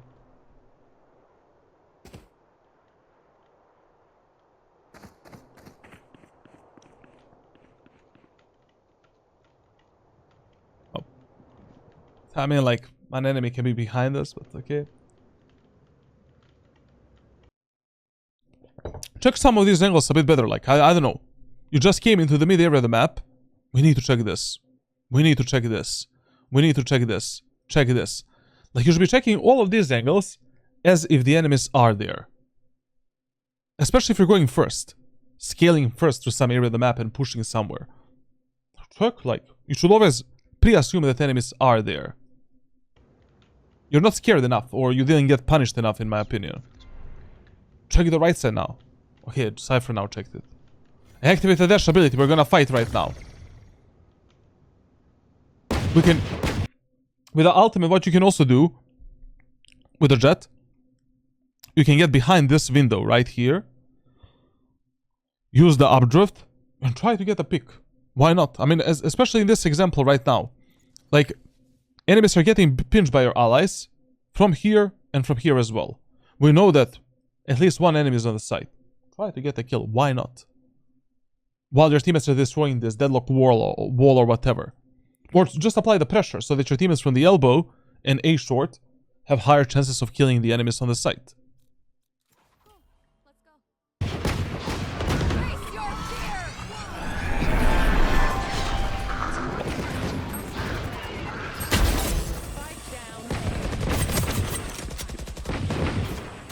You see, for example, if he had a shorty right now, what I would do is smoke dash towards the fade, take a kill. Like, always get some. I mean, even with the classic pistol here, he should do that. Because fighting on this range with a classic pistol is just, you know, stupid. You're playing Jett, you can always close the gap with the enemies, take free kills, protect your allies, like, fight with them. It should be easy. Guns, Jake. CT. Don't pick race, don't pick race. This is not something that we discussed, you know, during this VOD. But brother, you know, you should feel free to use your smokes for your teammates as well. So they can cross certain areas of the maps, connect with you and stuff like that. We don't need to be selfish there. Right now, we can easily use the smoke for the race to avoid this fight and get into the bomb site.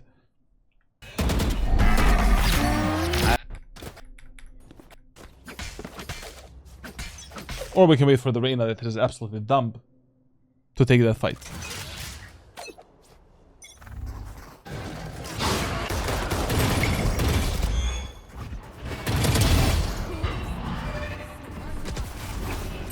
I had to look away.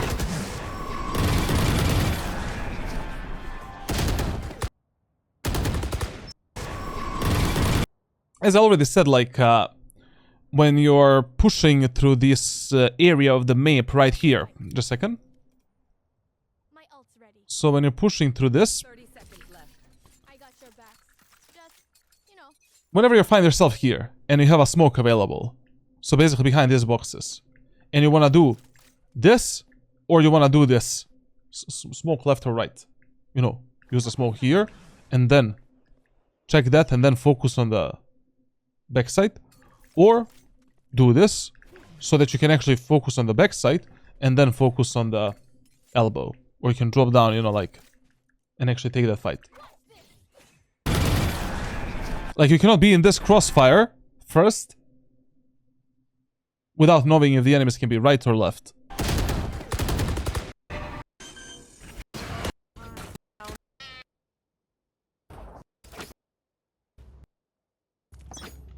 The first 5-man push on A. Okay. To be honest, like, you know, on A set enemies played really passively, so I really don't know what to expect from them. They have a full deadlock setup there. It's a bit risky, like, this deep in the match doing a push that you don't know how it's gonna go. If the B set is already so easy.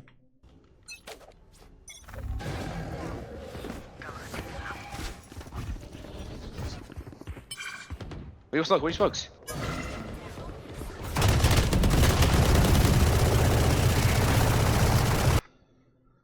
I don't know how worth it this is. You know? As a Jett player, like, you're really wasting your potential to fight with your teammates, to scale up, to play with them. Like, this type of a play with the Odin, you should only do if your teammates are mega passive. And anyways, you know, we're never pushing through the choke points and it's never working. Like, you know, this type of a passive play with the Odin It can work like if your teammates just have no confidence to go through this area of the map or whatsoever. But in this match, our teammates were really aggressive and fearless. Like, this is something that your face should be doing, you know, or Clove, not something that you should be doing. Footsteps in A short. Are we gonna check? Wait, he sees.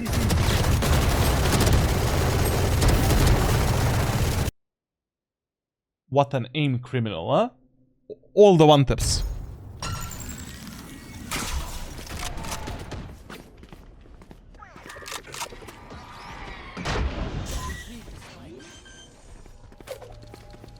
Smoke, smoke, smoke!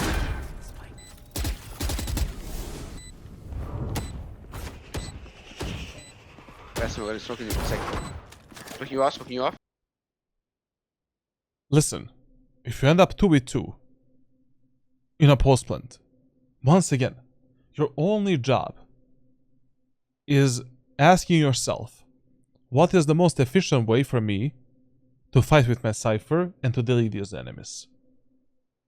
And if there's no communication and no agreement, look at the minimap, look what your Cypher is doing, and figure out the most optimal way to position yourself.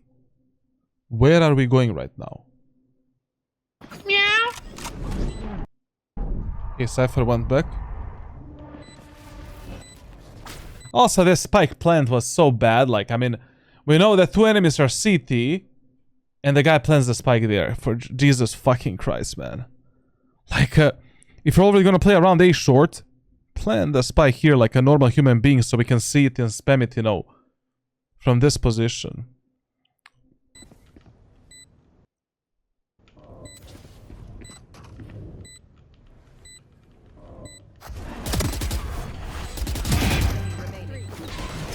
Atta boys. Okay. Overall, interesting attacker side. We discussed a lot of the gaps in your gameplay. You know what you can do better. I would definitely like to see you speaking a bit more and telling your teammates what to do, because they're mega lost, and I really feel that these teammates would have listened to you, because they were mega aggressive. They didn't give a single flipping fuck. They were autopiloting a lot. You need to be a leader. Or at least try. If they don't listen, then you adapt.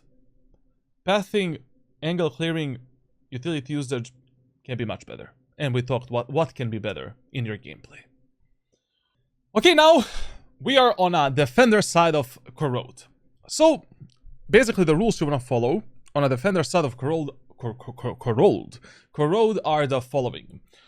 B site is your default site, #1 priority. A site is your #2 priority.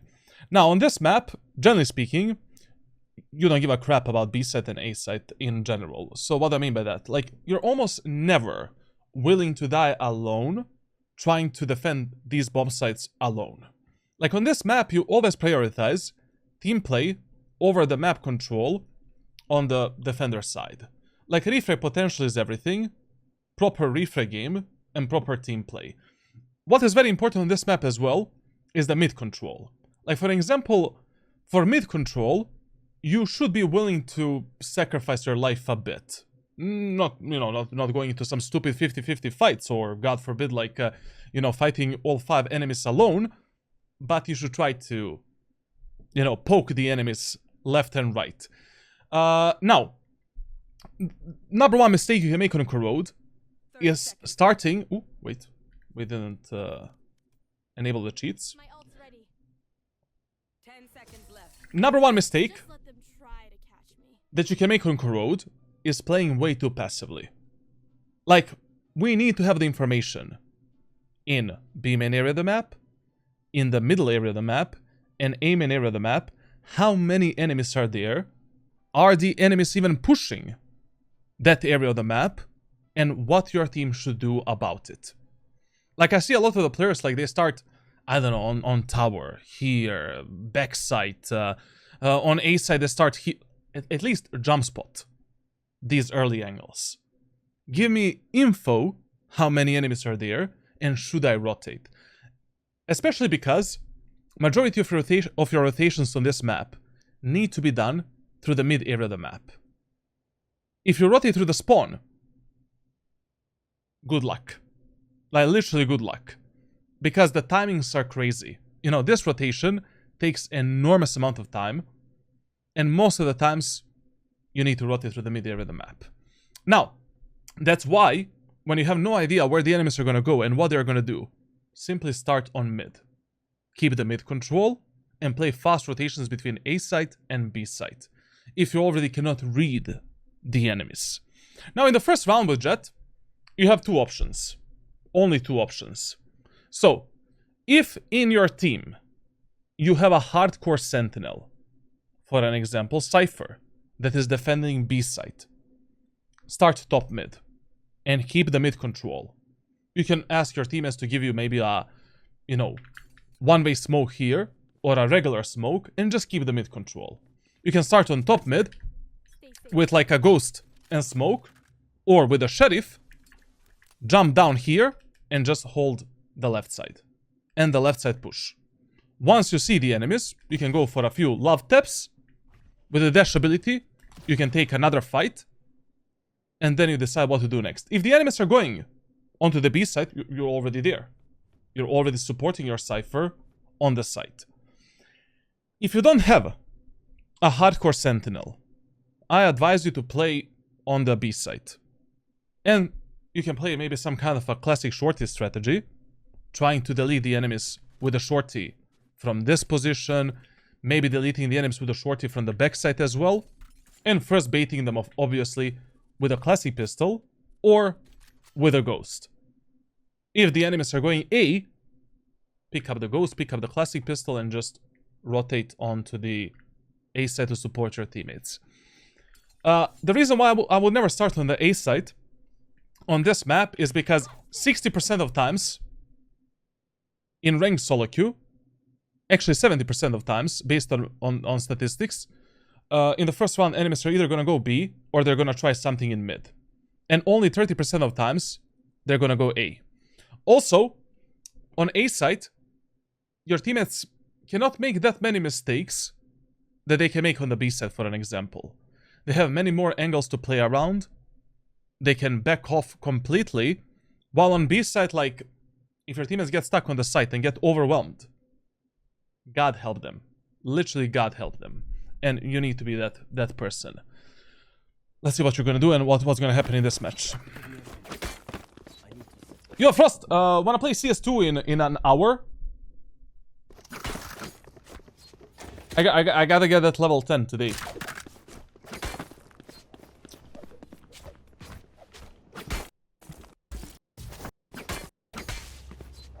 Now listen, as I said, if you already have a hardcore sentinel defending the B side, start top mid.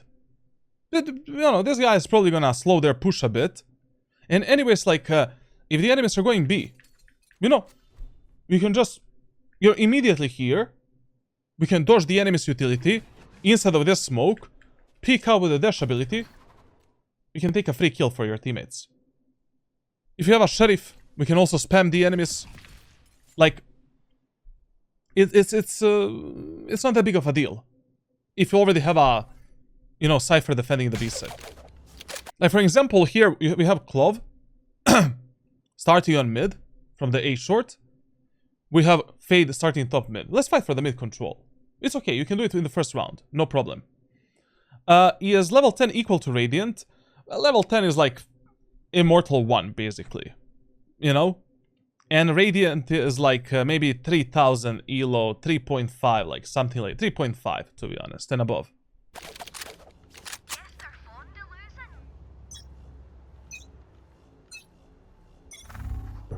Here.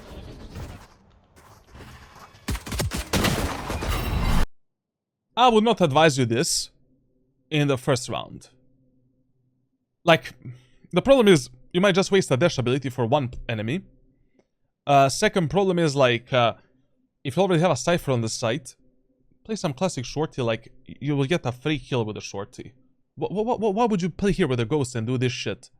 Like, for example, okay, pick up the ghost, but you know, drop the, fuck the smoke. drop the shorty here. We can jump spot the enemies. Bam. Aha, they're coming in. Okay. Now we can take some kind of an off angle. Bab up, bab up, bab up. Dash away. Enemies are pushing in. Bab up. Another free kill. Bab up.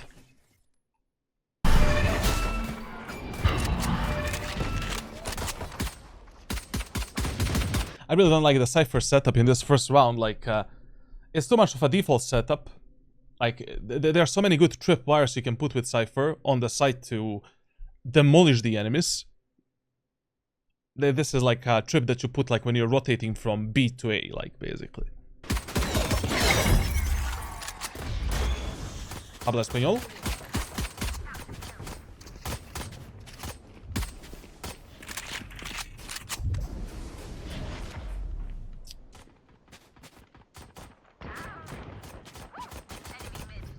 We'll watch Champions. I'm watching Champions off stream, but I don't have the permissions to stream the Champions. I'm probably gonna stream on Discord server the Champions finals, just for our community. Deadlock low. On Sunday.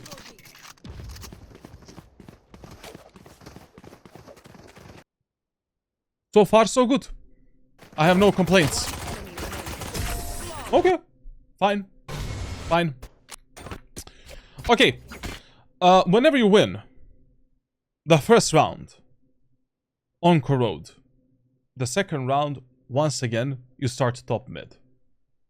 You get the Outlaw, you get the Light Shield, Regen Shield or Heavy Shield, and Utility. And simply lock down the mid area of the map.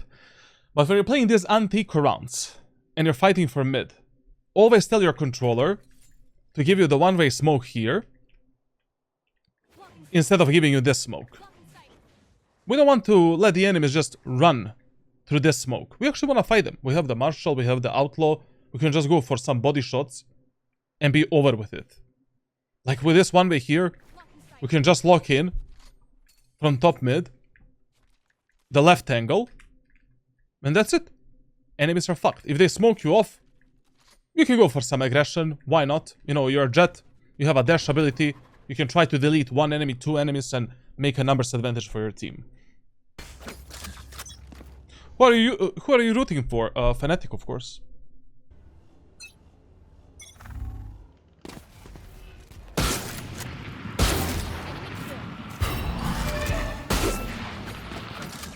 Whew.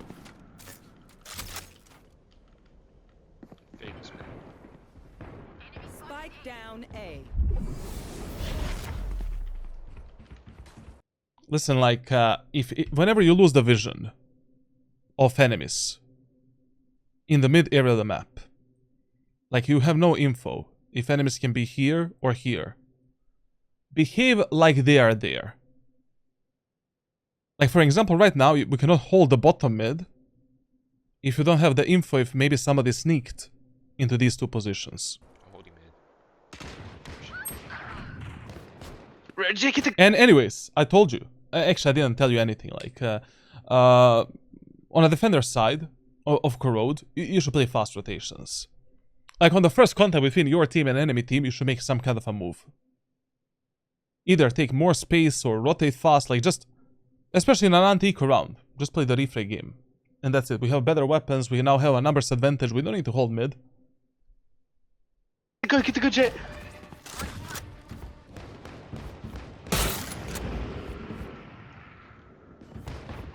One enemy remaining. Move, Spike move, move. down A. Okay. Good shit, team. Okay. Okay. So, in the first round, enemies went B. In the second round, they did the A split. Or at least they tried. So in this third round, what we need to do, once again, we need to start on mid. Why? We have no idea where the enemies are going to go. Chances are a bit higher they will go either mid or B, based on the previous two rounds. That's the only reason. With a Spectre, what can we do? We can maybe try to get behind this angle as soon as the round starts. And wait to see what's going to happen. You know, if you hear the enemies pushing, maybe you can go for some aggressive play. Anyways, in these bonus rounds, eco rounds, your job is to fight these type of fights. Like try to find some early picks for your team, an early advantage, or just deleting early on at least 1 or 2 enemies before you die. Other than that, that is what we should be doing. Are we playing Faces later? Yeah, like in 50 minutes, 57, 12 a.m.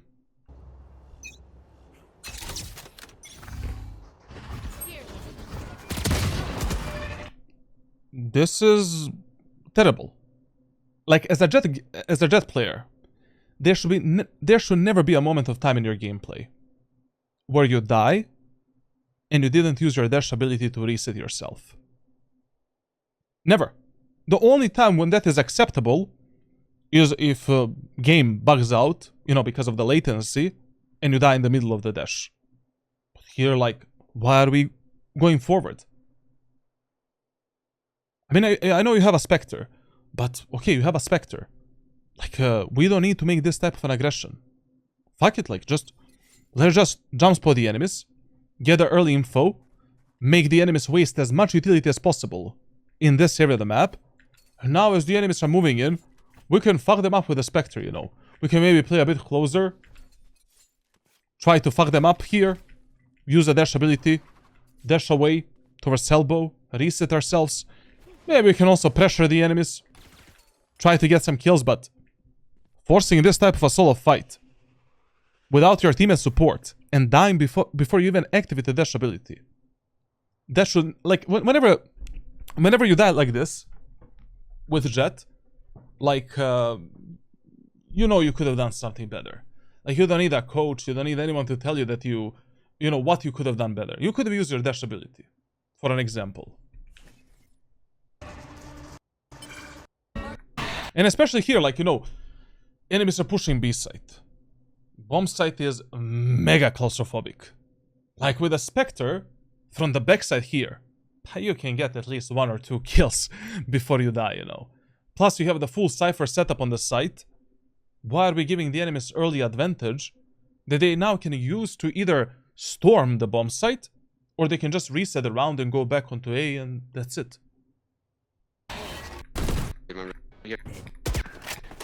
Like, if you were alive in this round and you survived, I think we would have won this round based on how bad enemies are actually playing.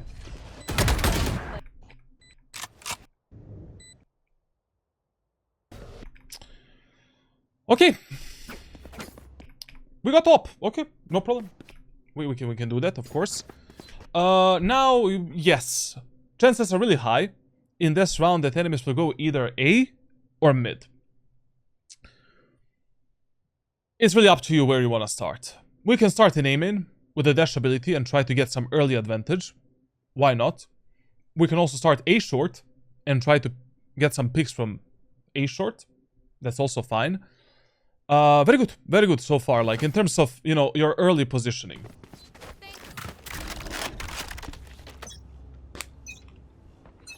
By the way, if you're picking aggressively into the A main area of the map, you always need to use the dash ability for this. The reason is, like, enemies have an advantage over you in this area of the map. It's not the same as Ascent, for an example, so picking this without a dash is just a suicide.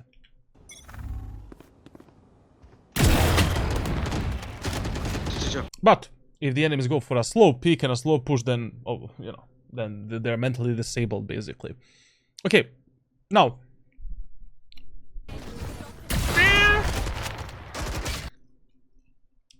What's going on? You got a kill. Job done. Round over. What are we fighting for here? And why are we wasting the dash ability? Like, instead of using dash ability here, like usually, when you get a kill in A main, your secondary position as a Jett player should be on top of these boxes here. Taking this tight angle, trying to get a kill there. Done.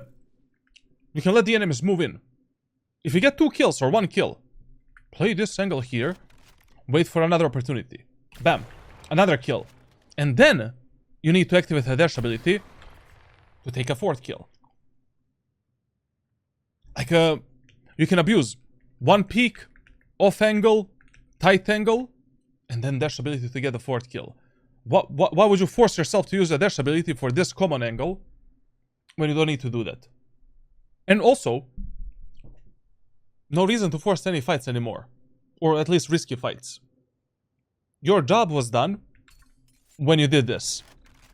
From this moment on, you just dumb down your gameplay as much as you can.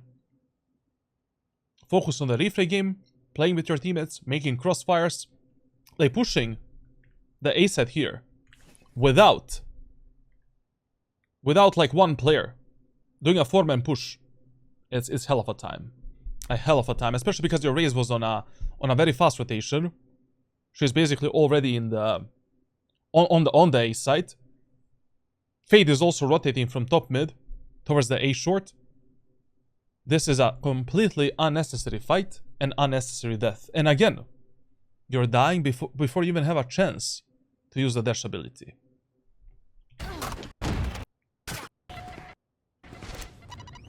Now, you know, when you die like this in ranked solo queue, you cannot complain if your teammates lose the round.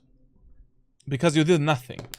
Like, that's what a lot of players kind of mistake. Like, you know, in ranked solo queue, when you're playing below Immortal 3, even if you get 2 kills and you die, you are not really solo carrying. Because you're just gonna be spectating your teammates possibly losing this round and doing absolutely fucking nothing. Like, you need to be the round closer in Valorant. Like, basically, that is what you need to become in ranked solo queue. Just a round closer.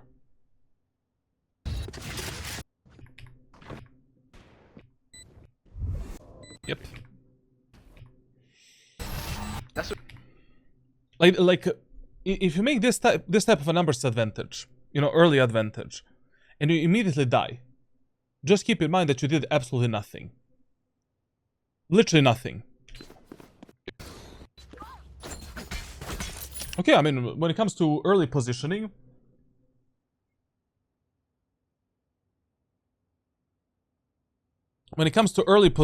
it's pretty good. You're following all of the basic rules that we discussed in our private coaching session. Like, you're trying to read the enemies, and yes, right now, chances are mega high that enemies are gonna go onto the B side. But we need to mix it up a bit, you know? Like, you cannot just play the B main and B side in the same way 24/7. You'll become way too predictable for the enemy team. Like, for example, one really good strategy that you can do with Jett on the A side in these eco rounds is get a shorty with a light shield or a bucky, for an example, and ask your controller to give you a smoke right here. With this smoke, first of all, it's a brief one-way smoke for your teammates that are playing from the elbow and from this position. They can use it to maybe get a pick. Second of all, with the smoke, you can easily wrap the enemies and just fuck them up. You can dodge the fade utility, raise utility, and it's a Joker type of play that you can use at least once during your gameplay. If you already want to start with a sheriff, okay, I mean, chances are really high enemies are gonna go B. Let's try, you know, from this position, spamming the wall here a bit. Why not? Let's get onto secondary position. Let's try to get a pick here. Then with the dash ability. Then third position. Another off angle, where we don't need to commit to the gunfights. Why your first fight needs to be your last fight? There's no reason to. I saw your new video and I agree with you a lot. I'm trying to go pro, but I feel like I need to be a top Radiant player to do that. And as an Immortal 1-2 player who has gotten Radiants in my lobbies before and played better, I feel like the MMR inflation just makes it very unbalanced and some Radiants don't really deserve it. I also am in school and don't have the time to dedicate 15 games a day. In 2025, like, reaching Radiant is more about playtime than anything else, to be honest. Like, these days I'm coaching some players that are playing the game 10 times better than me in terms of their mechanics and especially after my coaching, like, they're literally thinking like me, doing the same decision making, they're mechanically better, they're winning, they're carrying, bro. But, you know, like, when you're getting plus 10 and losing minus 30 at 300 rank rating, it's criminal. Criminal, bro.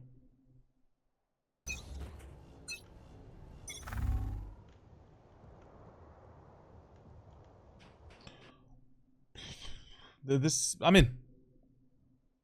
is okay, only because it's an eco round, and you can make this type of plays. But if you're already going for this type of play, it's fine. You can waste your dash ability. It's not that big of a deal. Like if there is even a 5% of chance that you're gonna fight enemies as a Jett player, activate the dash ability. You don't know if enemy deadlock is maybe lurking this round. You don't know if enemies are maybe doing a slow B push. You don't know if enemies are maybe defaulting because you're eco. Relax. Chill. Use the dash. Angle clearing can be a bit better. You know, maybe we can stop a bit and jiggle in, jiggle out, but that's the same problem you have on attack.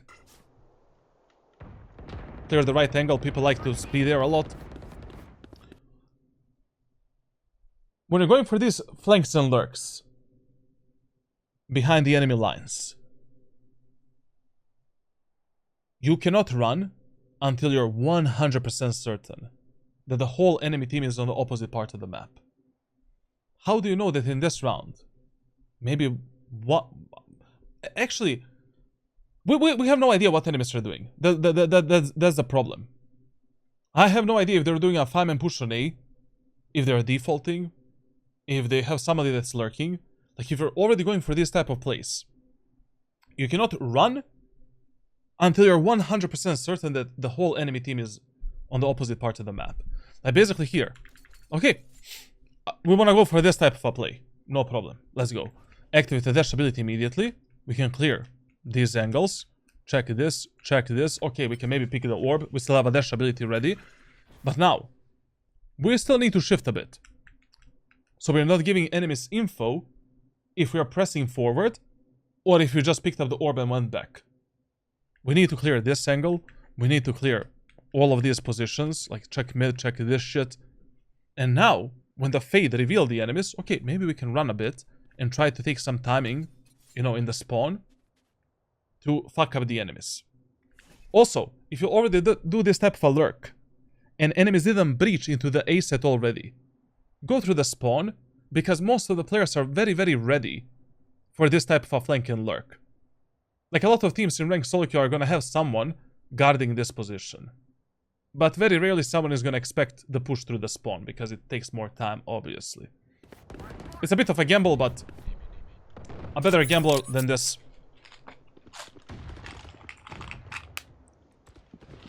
Coming back, man. Move for rotate, yeah, move for rotate. Here. Cross the placement here should be a bit higher. Enemy's head is not there.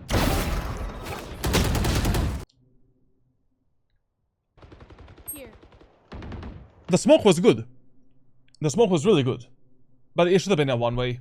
You know, like basically, whenever you need to cover yourself up to activate a dash ability or you're expecting a second peek, drop it on top of this wall here. If you did that, you have a second free kill, 5v3 numbers advantage, the round is over.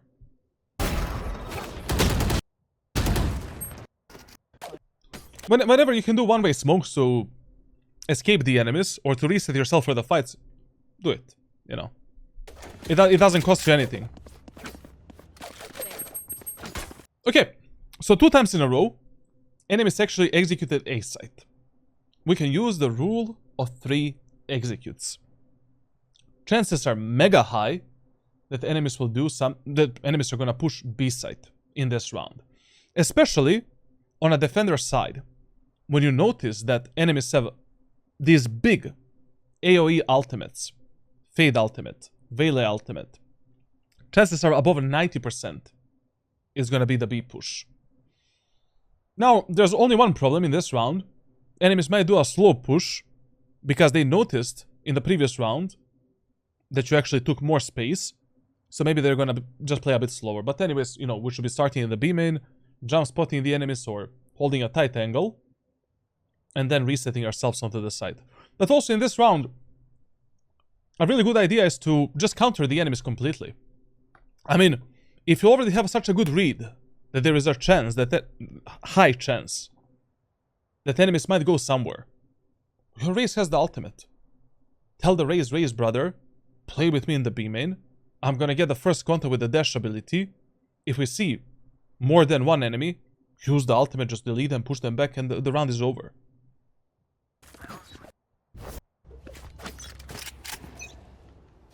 See how this goes. Here. Good shot, man. Holy shit, 2 kills, bro! Okay. Generally speaking, you know, as a Jett player, like, you have a lot of spots that you can play on the B side. Like, as long as you have a dash ability or smokes, you can play, like, some crazy off angles, like, such as this one with the dash ability. You can play, for example, all the way up here. Take this as your secondary position. Go for one tap or one burst fire. Drop down with a knife. Activate the dash ability. Delete delete one more enemy. Then we can updraft. Take this as a third position. Drop down. And then we need to commit to the fight with our teammates if they're swinging out and forcing the fight with the enemies. But you don't need to position in such a boring way where, you know, you immediately go at the backside and just play a default spot. You're him, bro. You're him with D. Very good shot, very good shot. No, ya stay, ya posté. Also, this decision to go back mid, very good as well. I mean, usually, in ranked solo queue, when the enemies are met with such a force in a main area of the map, the most common thing that 90% of teams are gonna do is let's reset the round and let's go mid, let's go A.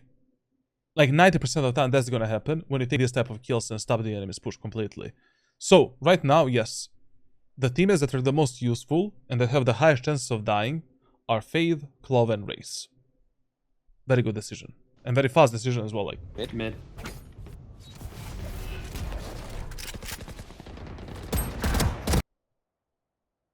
If you didn't doubt yourself, we would have been there to bait for our Fade, and the round would already be over.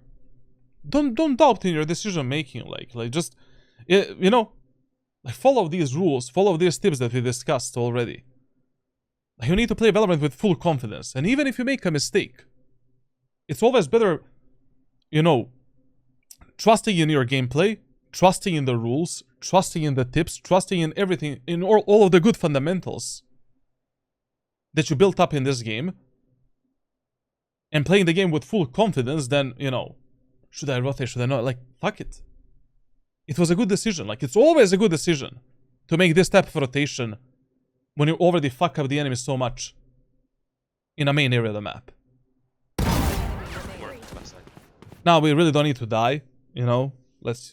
I really hope we're gonna use that dash ability and just play a refrag game.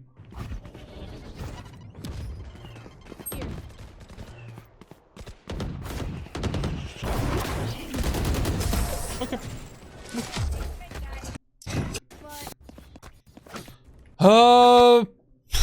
I don't know about this round.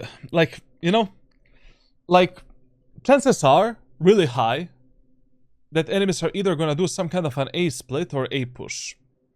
But in this type of rounds where you think enemies might go mid as well, I would actually start on mid and take the full mid control first and then focus on A side. Anyways, in this round, you can start A short. Tell the Clove to smoke bottom mid. Take the full mid control first. And even if the enemies are doing a 5-man push on A, okay, we still have a dash ability. We can peek through this smoke. We can reposition fast onto the bomb site to support our Raze. It's not that big of a deal. But in this round, if Clove dies, you lose the mid control. And enemies split you through A short and A main. Especially with the Fade Melee Deadlock ultimates. You're not gonna have any fun time. Here. Making this footstep is criminal. Like, it's okay peek that you went for, but you need to go with a silent step. Getting on this off angle, without any support from your teammates and without using a dash ability. Not good. Not good at all. Mid. Heavy mid. Also, like, in this round, you don't need to play this aggressively. Enemies are playing an eco round on the attacker's side. Eco hull by bonus. I mean, eco hull by force. Why are we pushing? You know, these type of plays, you always want to save when the enemies are playing a full buy round. Or when you are in some kind of a disadvantage. There's no reason to do anything in this round. We just want to abuse the best common angles, off angles, tight angles, dash ability, and refrag potential to win this type of a round. There's no reason for any unnecessary aggression that might cost you this round. And playing here alone is usually a bad idea. Like usually. Like Ascendant players should clear this. I don't know. Like, and you're in a huge angle perception disadvantage. Your gun is visible way sooner than enemies, you know, then you're gonna see the enemies. It is a horrible spot to play alone. Playing this spot in some kind of a double bait setup is really good, actually. Especially as a Jett with dash ability.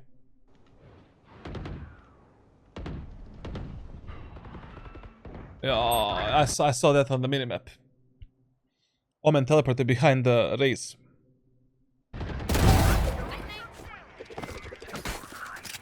Crazy, crazy.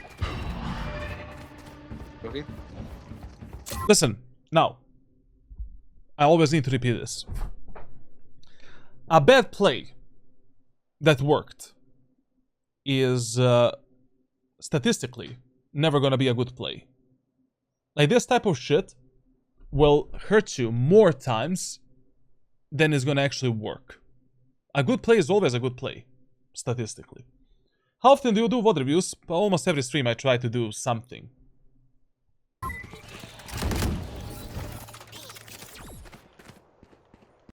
Good rotation, good decision making to play with a Clove. No complaints there. With me, Jett.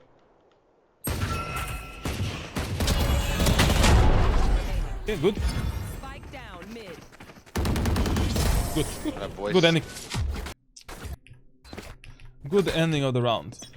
Okay, so in that previous round, indeed, enemies tried to do some kind of an A split and mid push. So far, enemies are easily readable, and we know what to expect. Now in this round, we actually have a bit of a problem. It's 50-50. If enemies are gonna go B or A. This round is fully 50-50 round. In this type of rounds, usually you should start top mid and leaning more towards the B side. And once again, you know, you're never gonna make a mistake on Corrode if you keep the full mid control. That's a lot of pressure, a lot of space taken. It's always good. And mid control is not important because of space and pressure. It's important because of rotations. As long as we have mid control, we can do fast rotations. And we don't need to prioritize this type of shit. I don't know why we're starting so passively. As I said at the start of this VOD review and Corrode, this is the main mistake players make in ranked solo queue. I mean, this is the first time you did it, but starting this passively is never a good idea. Especially if enemies have like 5 ultimates and 5 big ultimates. And this is why I would have started top mid, because now, you know, already, at this moment of time, you would have been in A short, supporting your Clove, and playing with your teammates something.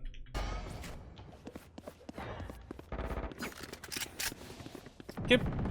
Yo, Regeneration, we'll see, man.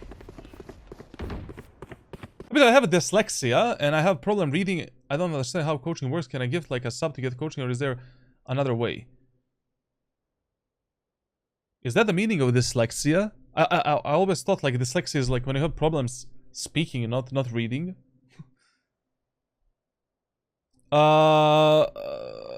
if you want to get a VOD review, just a basic VOD review such as this one, I mean, basic VOD review, like every VOD review of mine lasts like 3 hours, 3.5. All you need to do is like become a tier 3 Discord sub on Discord, and you can submit a VOD for a guaranteed review every single month, and tracker as well. Brother, I'm so uneducated, to be honest. Like, what the fuck, man? What can you expect from a Valorant? It's reading. So dyslexia is when you cannot read, and it's not when you stutter and shit like that.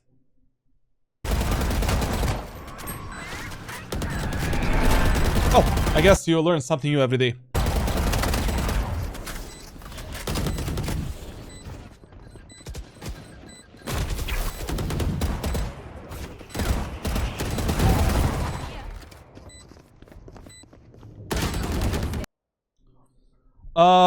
There's literally nothing better you could have done this round.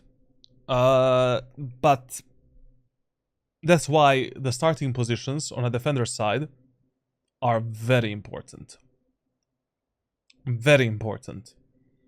Like if it is already 50-50, if the enemies are gonna go B or A, start top mid so you can play fast rotations, fast flanks, fast lurks.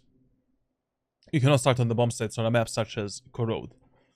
How does that work? I'm gonna... You like sub on Twitch to become a tier 3 sub? No, let me just see, like, if I have, like, I'm gonna give you a link. I'm gonna give you a link. Just a moment. Give me a second. Moment. I'll give you a link.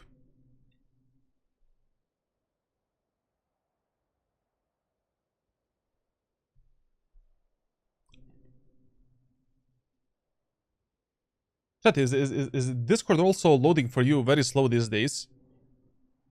Like, I feel it's slower than usual. This is it. Okay. Let's continue.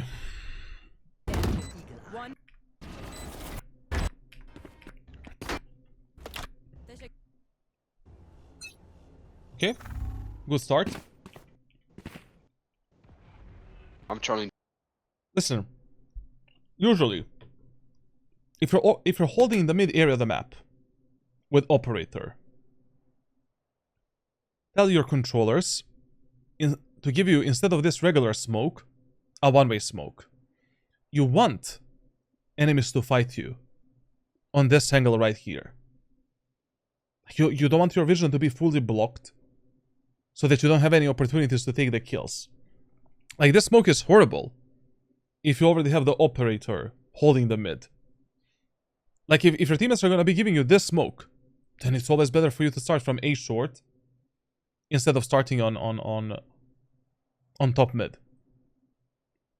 Jett, my fault, Jett. But to be honest, like, you know, this is what I hate as a controller main as well.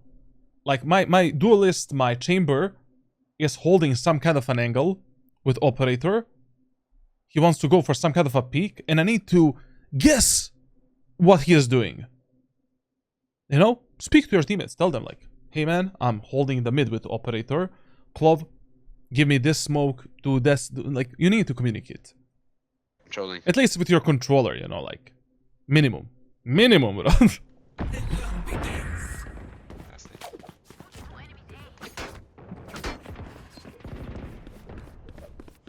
your fear.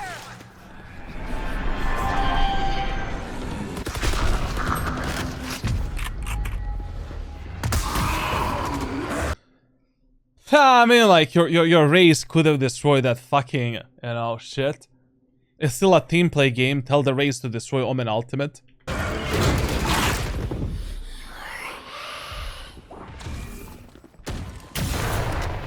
I don't know. Like, we're lacking a bit of team play here and communication, like, you know. If you need it, like, as a Jett player, a lot of times you will need something from your allies. You'll be fighting with them, like, just give them basic comms. It doesn't need to be anything special. You know? We got a flame, we got Now I understand because I looked in this one, it said 1,300 euros. I was like, huh? Basically, my private coaching is mega expensive, but you only get private coaching if you're really serious about the game, mega serious about the game, and you want to also be a content creator, coach, whatever. The reason why it's so expensive is because I offer 24/7 lifetime support, forever, for every player that I coach. Like, these players are getting a VOD review every month for the rest of their life, and a lot of the other benefits. I think that coaching in general is mega pointless if you do it as a one-time thing. Like, just one VOD review is nothing, literally nothing. I can give you some basic guidelines, training, but you might go from, I don't know, gold to diamond, but then you're going to be stuck diamond a lot of the times, because as you go through different ranks, different elos, different skill levels, as you're improving yourself as a player, you need to apply different solutions, tips, rules, etc., etc. a thing going on here. Now listen, right now, we have Fade on the lurk, Fade on the flank. Whenever you have teammates that are behind the enemies, your only job is to apply enough pressure, stay alive, and wait. This Fade right now is the playmaker. It's not you, it's not Cypher. Our only job is to destroy this stupid wall, apply some pressure, and wait to see what Fade is gonna do. If Fade dies alone, we save. Going for a 2v4 retake, impossible. Not impossible, highly improbable. We have the operator. We don't need to risk it. We're winning 12-9, 12-8. It's okay. You can sell some rounds to the enemies. Like, one thing that Valorant players are not doing enough in ranked solo queue is just saving the guns. Like, you don't need to force yourself to win every round. Especially if you're winning a lot, if your economy is shit, or if it is early on in a match. Because not every round is winnable. Every match is winnable, but not the round. Oh, no, but... This is also horrible. Like, popping the knives right here. Like, I would pop knives if this was like 3v3 or 3v2. But in a 3v4, where you have no idea what's gonna happen with your Fade. The problem of this round is the following. If you lose this round, you don't have the ultimate, you don't have the operator. Next round you're playing eco. Your economy is shit for the next 2 rounds, 3 rounds. Why are we complicating the ending of this match? But with the op and ultimate, you're probably gonna have like mega high chances of winning the next round and the round after that. You don't need to force it. And this as well, as I said, like, your only job when you have a teammate such as Fade is just applying the pressure in a safe way. If you die right now, there's no pressure. Like, yes, there's Cypher CT, but enemies are gonna spread apart. They're gonna be like, where is the Fade? Is she behind us? Is she A short? You know? And this engagement, you know, being fully in the air, and enemies can hear you from the bind, flying in their face. Criminal. I don't even care, like, how you die there or how you engage the enemies. The whole point was, in ranked solo queue, you really don't need to force yourself to win every round. If you're already winning 12-8, you have the operator with heavy shield, all of the abilities, and ultimate. In the next round, we drop the operator to one of our teammates. You pop out the ultimate. You buy a stinger, shorty as a secondary weapon, sheriff, whatever. We have extremely high chances of winning the next round. Now we're absolutely fucked if we lose this round. And we have some kind of a force by halt by, where our teammates don't have enough utility to play with, essentially. In this round, we should have used the rule of 3 executes. And you need to believe and trust in these rules. Like, I didn't make them up. It's just an average player's mentality in ranked solo queue, especially for the players that are in between Gold 1 and Immortal 2. Like, statistically, you will be right 60 to 80% of times. If something statistically works in ranked solo queue, it doesn't make any sense to not believe it. Now, we should not be playing on the A set right now. Again. You know? Once again, we should be maybe stopping the enemy's push on mid, taking the mid control, and being more ready to move towards the B side with our fade. Oh, we have a judge. Even better, like we could have played A short. Good play.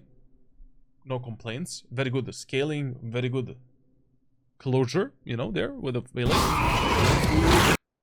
Dash ability absolutely wasted. What the fuck was this? You already smoked yourself off. I mean, when you're playing these close range weapons, Judge, Stinger, and stuff like that, if you can save a dash ability to actually, you know, close the gap with the enemies and fuck them up like that, you should try to do that. You know, here, you kill the waylay.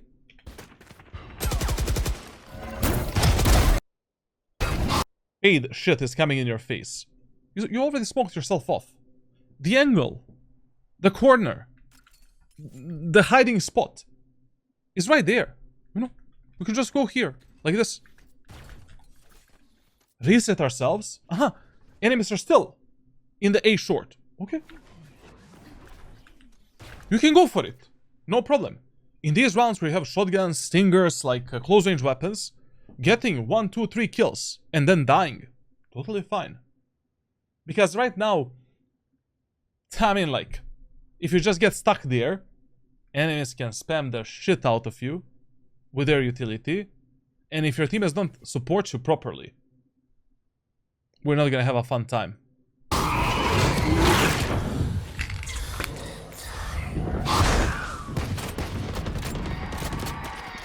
To play time. Deadlock 40. I'm flanking. Nice. Why did you switch to the operator? You heard the footsteps close. Like, these type of macro mistakes were fucking you up on a attacker side as well. You had a perfect weapon for this fight. You heard the footsteps of this fade before you even picked up the op. Why do you greed for the gun?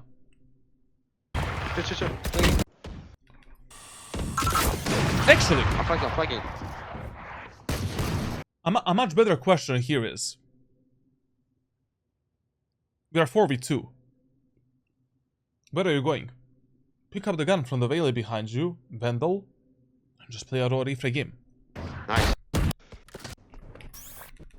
How did they lose this? I need to see it.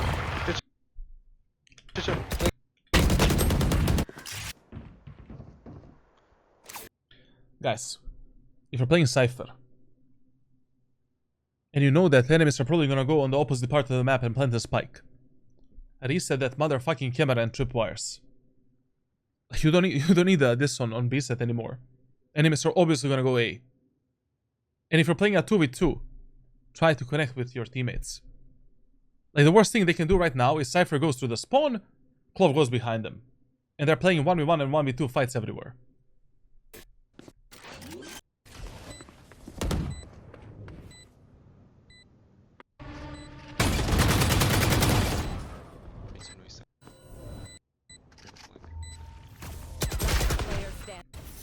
Criminal.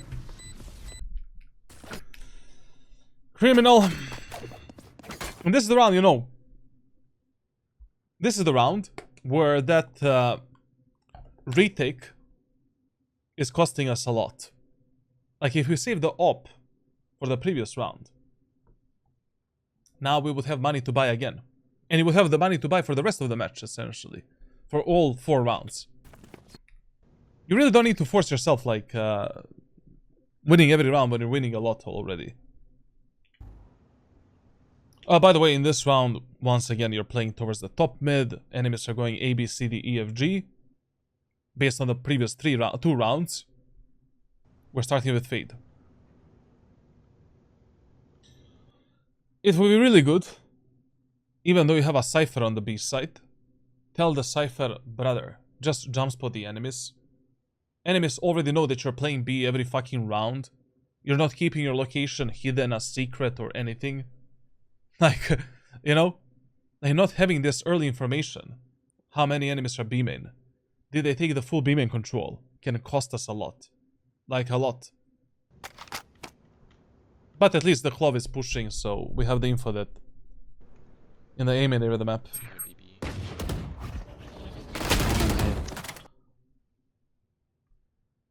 Relax. Same mistake you were making on the attacker side, and we discussed them in depth on the attacker side. Like, wait for that dash ability to be activated, place your crosshair inside of the wall based on the enemy's location, and then swing out. Take a moment of time to be ready physically, mentally, and with abilities to take this fight. Like, precise utility usage, movement, aiming, crosshair play, whatever, is always more important than speed.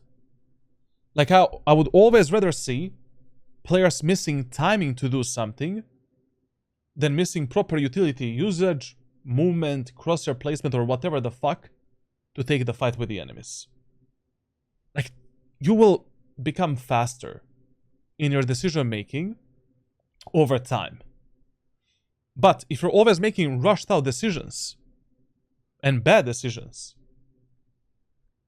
I mean, like, you'll always be prone to making more mistakes and getting fucked.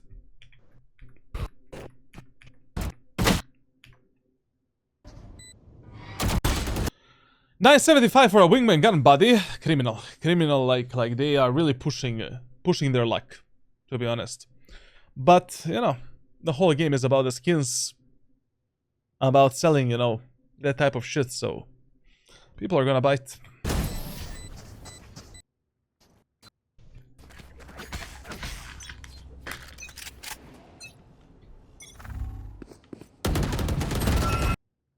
This round, very good decision. Sorry, I'm eating a gum. Very good decision to start on the A side, based on the enemy's pattern of pushing and what they did in the previous rounds. But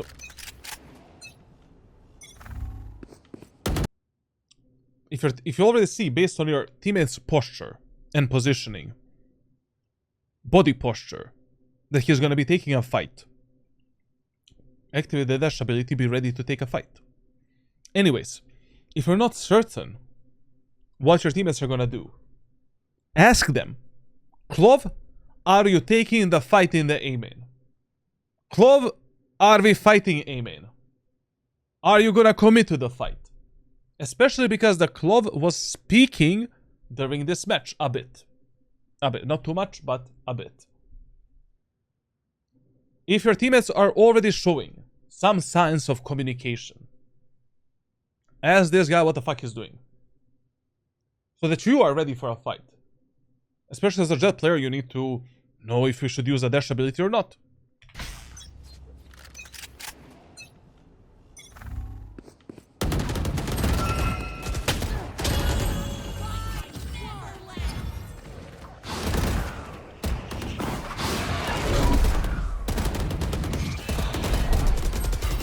Holy shit, bro! You need to be aware of this when you're defending the A set. Like, if you don't have mid control or a short control, you need to be aware of this timing. Like, if your teammates don't have the mid control for more than 6-7 seconds, when you're doing this type of a rotation from the A main area of the map, like, you need to be ready for this shit. The whole problem of this round is just lack of understanding, like, what we're gonna do here. Like, if you knew that your Clove is gonna fight, you could have instantly activated the dash ability, maybe delete one guy with the dash ability, then fight with the Clove ultimate and stuff like that.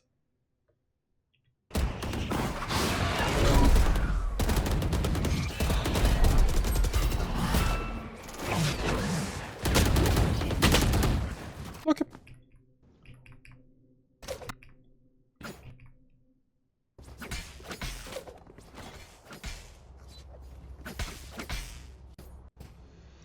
No, listen, like whenever you end up in overtime, in ranked solo queue, just just repeat what worked in the regular part of the match. Like that is the only information that you have, to be honest, for the first overtime. Like what worked in the regular part of the game, that is what you should do like in overtime as well, because we have no fucking idea what enemies are gonna do anyways, and complicating things out is not worth it.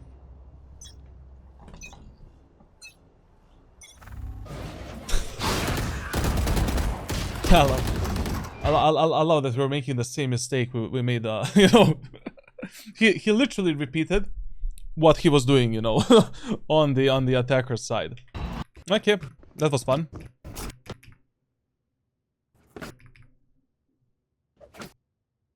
On defender side, on Corrode, if you're playing overtime, you need to start in the mid area of the map and keep the mid control and play fast rotations. Because, once again, you have no fucking idea what enemies are gonna do. Here. Listen, when you're playing on this angle, it's usually a bit better idea if you already hear the enemies running. Try to, instead of waiting for the enemies to peek you, try to surprise the enemies with a random jiggle peek. Abuse your own peeker's advantage. Surprise mechanic, like, you know, if enemies are already running like maniacs, wait a bit. Bam, delete one guy, dash ability, second guy, we can get into the elbow, or create some kind of a crossfire setup with a raise there.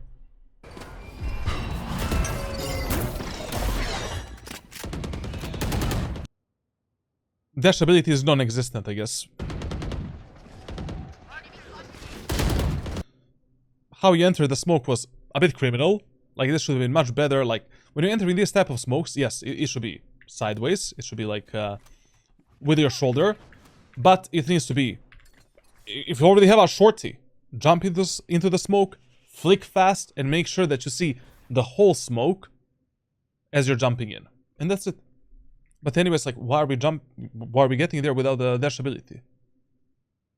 Criminal. Criminal. But those were the mistakes that, you know, you were making on the attacker side as well, and micro mistakes that you kind of you need to fix over time, like if you want to have more success with Jett. To be honest, like a huge deciding factor on that defender side was actually forcing the retake that you forced at 12-8. We didn't have to go for that retake. We would have had much better economy where we can actually finish this game in the regular part of the match.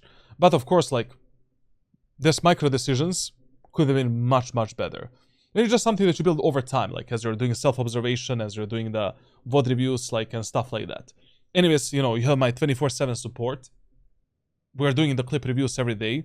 This is my first time seeing you play Corrode. Like, you can fix your gameplay in so many different ways. So, like, it's good. It's good. You know, it's good that you can actually become better. And that but the most amount of mistakes you made on the attacker side. Defense, whatever, like, it was decent enough, like, while you were reading the enemies and stuff like that, but attack was basically crazy shit. Okay, we're gonna continue, you know, our talk through private messages. You know how that is gonna go. Keep doing the training that I told you to do in August. You know, you can commit to the plan. We resetted everything. You're moving in the right direction as a player. Like, your win rate is high, stats are getting better, Jett is working for you, so there's no reason to change anything. Because we didn't get into any roadblocks. You just didn't play Valorant for like 2 years, basically. You just came back, got to Diamond 2 really fast. I think you're gonna get Ascendant 1 this act easily. Easily. And then next act, hopefully we're gonna see Immortalius Rex. Okay. For all of the YouTube guys, thank you for watching. Leave a like, subscribe, comment, and all of that good stuff. Join Discord server for private coaching, for VOD reviews, playbook, I don't know, free content. I have hang out with the community, you know, for a change maybe, like because I'm gonna be doing the VCT watch parties in the future as well, because I don't have permissions and I need to do it like that, which is kind of sad. Valorant, please give me permissions back. Like I promised, this time I'm gonna do watch parties. You know, I'm not gonna bail out like before. And yeah, thank you for watching. See you in the next one.